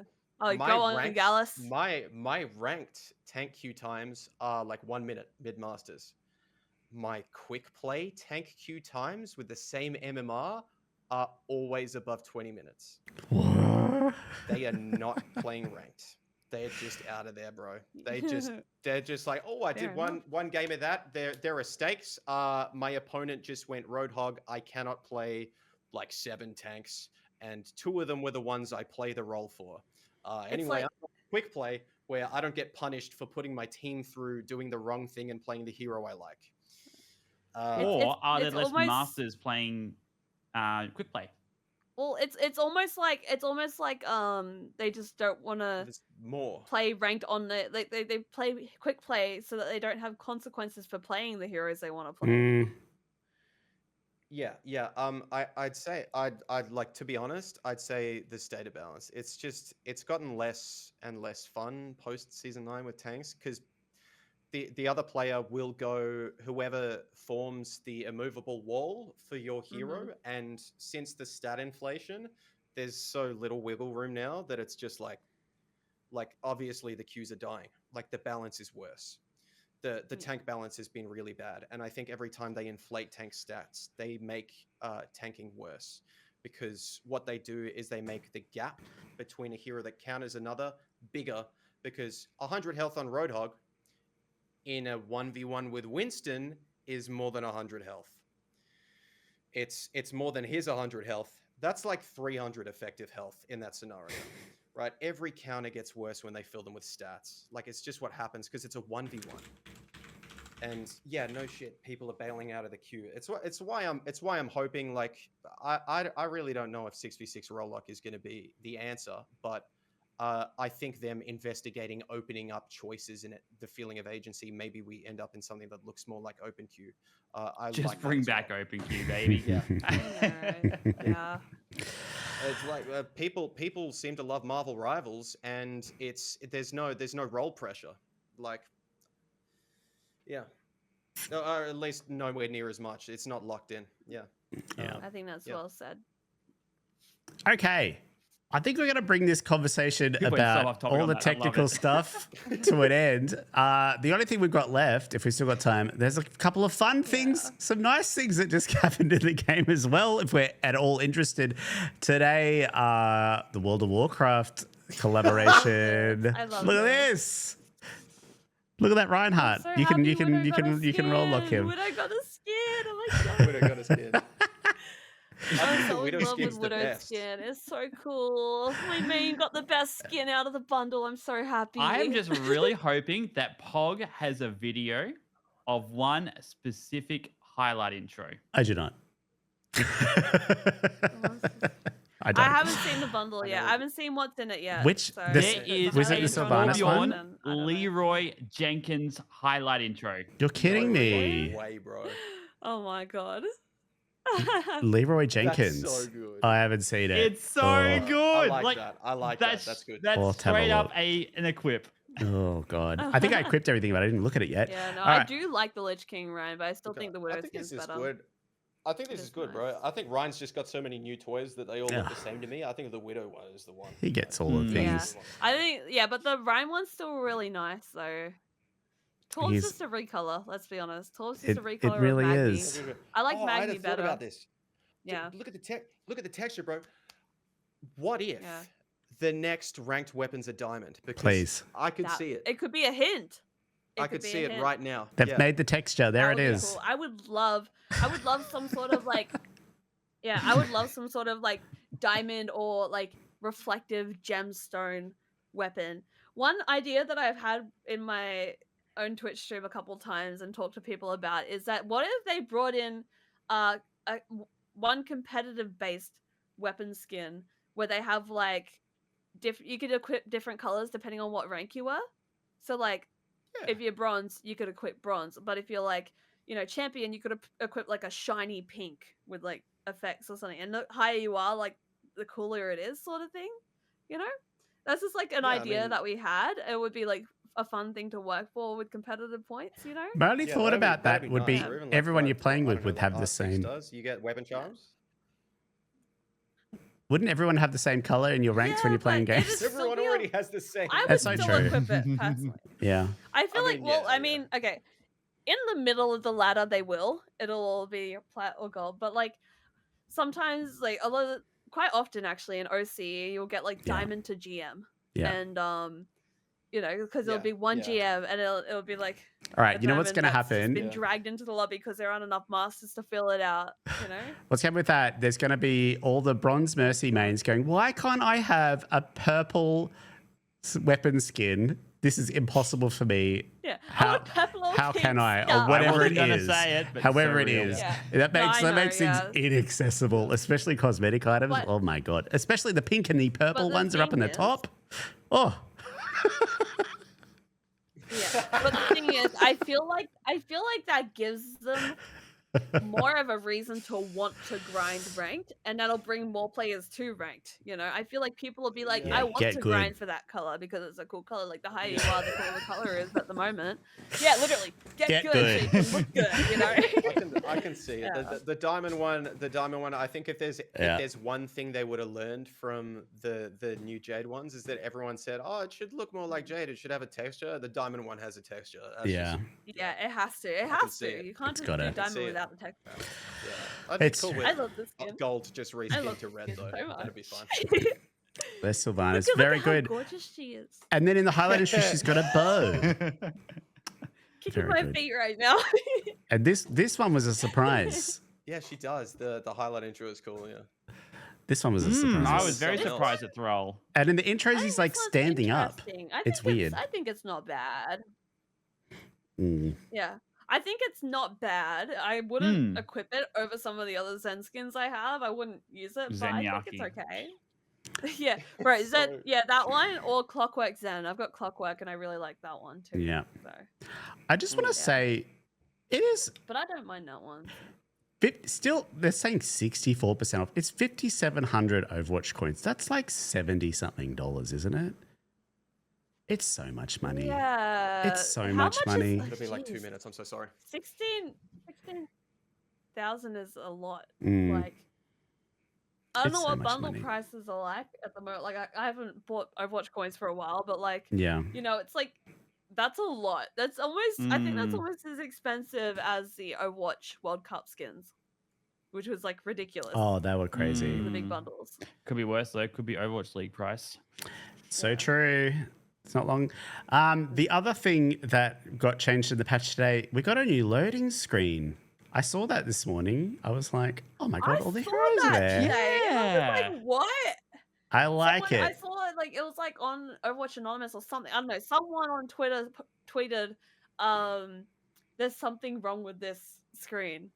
Honestly, I I agree with them. I don't like it very much. It's cool having all the heroes there, but there's so many of them compared to the Overwatch one that they used to have. Remember that old like Overwatch 1 menu background they had with all the heroes in it? Yeah. Yeah. I see it as that, but overcrowded. There's so many of and them too now. many There's new 41 faces. heroes, right? That's just me. I just though. want them to move the connecting text down. Yeah, I know. It's just I just feel like there's too many new faces in it. Like it's too wide, too many people. Pretty little. I don't like it. I'd set that as a desktop wallpaper. I like it. I wouldn't. I I'd- wouldn't. I'd take it off that background. I just want Hell no. that, you know, that image of all the people sitting together somehow. I think that'd be cool. But yeah. The other thing But that's what Kyle said Oh. in chat, the lighting isn't consistent, so the models look off.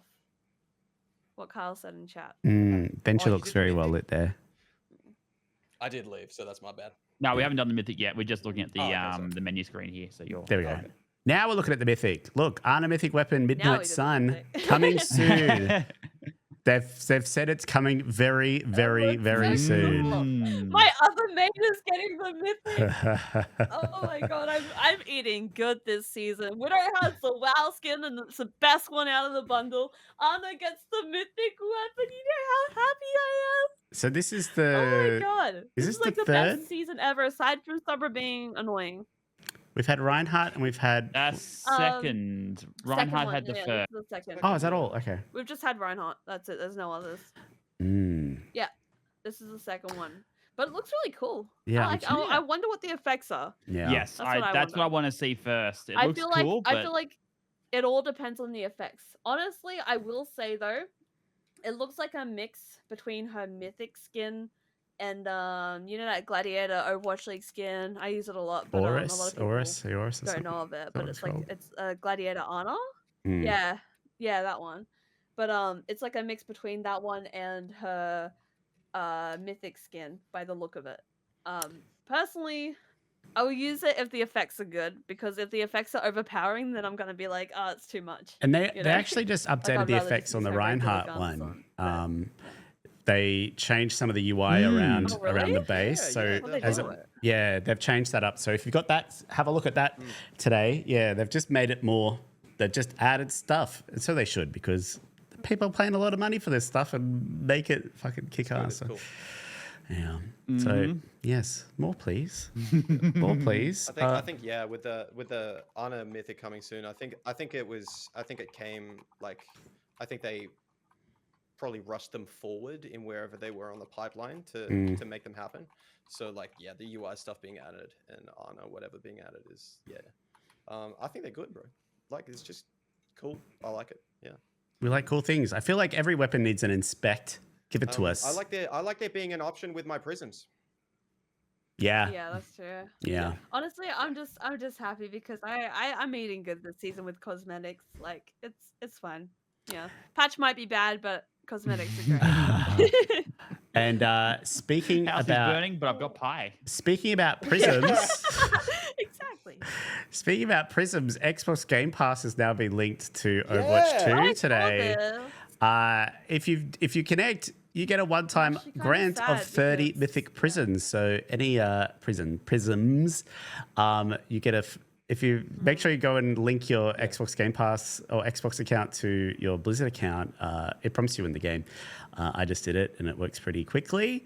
You get 6 new hero skins, and you can access prior season content. Whatever that is, that just the store? What is that? What does that mean? And you also get a 10% XP boost, which stacks apparently. So it stacks month on month, apparently. So interesting. Honestly, I don't like That's it dope. only because I have everything but the mythic prisms, and I'm just kind of like, I've already got this. There's no point in me using it. But also, then my family who is on console get the benefit of it all, like the extra stuff that I don't have, and I'm just kind of like, oh, nothing for PC players because we never get anything free, and they always get free PC works with stuff, this. and- No, Yeah, PC Game works. Pass works on this. Game Pass is Yeah, I know, so but I don't good. have Game I Pass. love- Like Ah, a lot of PC players don't have Game Pass. That's the thing. It's like because Well, They I don't know why should. They put this in there, bro. Where's my Game Pass link? Exclamation mark Game Pass, that I'm work? not buying That's the Game Pass point. for this. I I'm don't have not it. buying Game Pass for this. Bro, okay, in my house, household, we already have 2-3 copies of Game Pass on other accounts that aren't mine because You everyone need the else is an family. You need the Xbox player, family okay? account. I'm the only PC player. I'm lonely here. No, Anyway. because I've already got an Xbox account. Yeah. That's the problem. I've got an Xbox account, but it's not hooked up to the Game Pass. What's likely going to happen with Sorry, Game Pass quick is question. Yeah. 30 Mythic Prisms. yeah. Sorry, Pog, you go for it. What'd you say? I'm just saying, like, likely what's going to happen with Game Pass is each month you'll get a new perk that'll be added with that. That's just like how Game Pass works, I think. I suspect that's it might not be prisms, it might be a skin or something. That's my guess. That's not fact, but I think, and you'll get the additional XP on month. But yeah, what was your question, Dixon? Oh, I was just going to ask 30 Mythic Prisms. Is that enough to buy anything? Like, Yeah, or... to get the base of one skin. Oh, so it costs 30. Okay, Yeah, so you it can costs get 30 it's- just for the base, doesn't it? Oh no, maybe it's 50. I thought it was like, yeah, I thought it was higher. So Oh, it like, is really, 50. the No, it's 30, 50 and then assuming you max 10 out the for bell each pass, it's after. not going to help you with anything. I feel like, yeah, it should give you 50 then. That's a bit silly that they only give you 30. I had a brain fog No, it for a minute, but like, no, I feel like they should give 50. It's only once, isn't Smart. it? It's only, I mean, it's only yeah, a if you want to one-time give to the thing. consumer, but Yeah, but it's only like a one-time thing, is it not? Like just a one-time. Yeah. So you still have to purchase I think more so. if you want to actually utilize it for exactly. something Yeah. else. So there's How do you guys feel about Microsoft bringing the game to Game Pass, and I don't know, just Microsoft being part of the picture and everything? Look, at a free-to-play game, I think that having it on Game Pass with some bonuses, sure. Yeah. It doesn't affect me at all. Doesn't affect my gameplay. It's, if someone's already got Game Pass Yeah. and they're in the ecosystem, how do you? I can agree with that. I'm just disappointed that like PC players never have anything like this, and it's always console players. I just want a little something, Because what It's not you console normally... players. There are so many PC I know, but I'm games just on saying, PC like- Game Pass. Okay, you see it as Xbox. It's like PlayStation as well. You kind of group them together, Even though PC players can access this isn't something that every PC player is gonna have. I think a lot of people have PC Game Pass. I think it's probably Yeah. more I know popular a than lot you of people think. who don't. Yeah, well, we just don't get. Well, they're not just going to give free stuff. It's like Microsoft's interest, I'm pretty sure, is to get as many people on Game Pass as possible. Yeah. And it's Yeah. nice for like the cross pollination of like people. As many games as you have in the catalog means more and more people who have Game Pass. It's less of a barrier to entry to try and install Overwatch because they get some free stuff. I don't. So, I mean, that's like, cool. I'm not saying I don't have a problem with it. Like, I don't mind like. Oh going for yeah, it. Like, I think it's a good thing. I don't think it's a bad thing at all. But I'm just saying, I want something for myself, without having to spend money on the Game Yeah. Pass. That's all. Yeah. That's Like all. when I you don't want to buy it. when you look at games like Valorant is on Game Pass, and that unlocks every hero, whereas normally you would have to Yeah. purchase or earn all of the points to get all the heroes or I agents. currently have to do that by purchasing them all. Yeah, so Game Pass unlocks all of them for that subscription. So it does things like that. So But I don't is want it to pay for it. Yeah, so That's- it's a difficult that's the thing when they're problem, free to yeah. play because of the nature of Valorant. There's probably more value because you're saving money just to play heroes, whereas Overwatch is offering cosmetic because that's just what Overwatch is I mean, about. That's all I what can I'm do. saying is it's purely biased. It's purely just like I want something for myself. I don't like in a bias. That's a biased Yeah. opinion. Like, yeah, but I think it's good overall. Yeah. Well, talking about free stuff that Zaza probably already has. Twitch drops just launched today. Yep. We've got the Flower Child May legendary skin for 10 hours, the Grooving May emote for 6, and the Sunflower Weapon Charm for 3. Hey, we like legendary skins in Twitch drops. That's my opinion. I think it's a good thing. It sucks if you bought it. I know there's a few people out there spending their $20. It sucks, bro. It does suck. It really does suck. I've if they put Rubber Ducky Orisa on there, I would be so mad. I don't know what I would do. Barista Sojourn on there, and I had Barista Sojourn, so I was kind of disappointed about that one. Yeah, it sucks when they do that, but I don't know. Yeah. I don't know what they do about that. I miss I when love they the made a weapon charm. completely new skin. I miss when they made a completely new skin for Twitch drops because they used to do that all the Yeah. time. But now they like ever since Overwatch 2, it's always been old skins. Like except for the Kiriko one right at the start, but that was because that was for that character, you know, and it was brand new. Everything was new. But like, I just wish they would make some new ones for Twitch drops. Like I think they're really under the pump for skins. yeah, I Mm. feel like they don't want to have exclusivity with skins, and I personally am a fan for gatekeeping skins and having Yeah. exclusive like rare skins. But I know it's a very like debatable thing. A lot of people are like, no, don't gatekeep. Like it's better not to. But personally, I like having a rare skin. It makes me feel You know what they cool. should do? You know, it's like, oh, I It's have good, but this it thing puts- that it no one puts else the has onus- because I have it. yeah. Yeah, because I got it at that time forward. and I was there. Exactly. It's like that like argument of people like don't gatekeep skins or whatever. I also think it's weird. Yeah. I mean, yeah, sure, don't gatekeep skins. It's putting the onus on only the consumer when people were incentivized to spend their money out of FOMO, and now they're getting buyer's remorse because it's being given away. Yeah. That's the whole point. Yeah. Right. Yeah. They were convinced to spend their money for something that was limited time. Yeah. It was there. Exactly. Also, like that's also the thing happening with the ranked badges. They should be permanent. Fucking Agreed. whatever. Yeah. Why don't they? Because those are also cheap to make. Yeah. Why don't they just like they've got all the Overwatch World Cup skins, the orange and thing like make a Twitch version, make 41 purple Twitch purple skins. Everyone That can would be bleed cool. purple. That is 2 years worth of drops Literally. right there. And people So obvious. people would Why love has that. no one Yeah. said that? People would love that. Yeah. I would Like, I would love a purple set of skin. That's such a fucking good idea. I There's would just love so that. much potential. Like And to exactly, make and Just I was recolor here it. for the Yeah. drops event. It's event based. It's easy. It's a recolor. It's related to Twitch. It's saying I was. Yeah. It's like, from the I drops was event. there. Like It's like I just like how they brought back all the original Overwatch League skins, even though there were some that I didn't have that I really liked. I would still rather not have them now, just to say I missed out on that special skin because I wasn't there at that one place. I really want all the Overwatch World Cup because that orange is like my favorite color, and I'm sad that I don't have them all. I saw they've made a Juno one that was in one of the updates. There's a Juno one that now exists. That Oh, really? that I want to grab. Okay, cool. All right. It's a venture one as well, and that actually looks really cool. Yeah.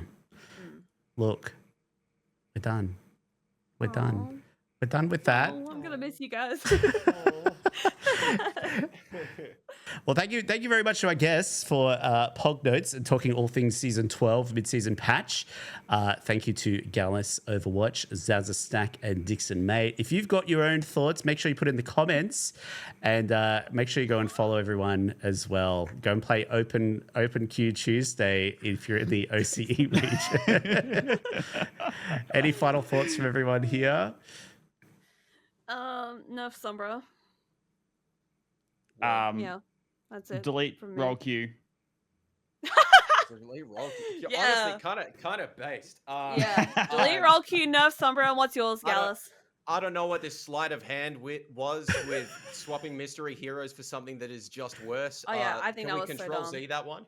Also, Control Z that one. That's Gallus's nerf pick. every tank, including the one trick. That's where we're at. Nerf them all. Do it now, Widow. please. All right. Well, thank you very much. I'll see you next time.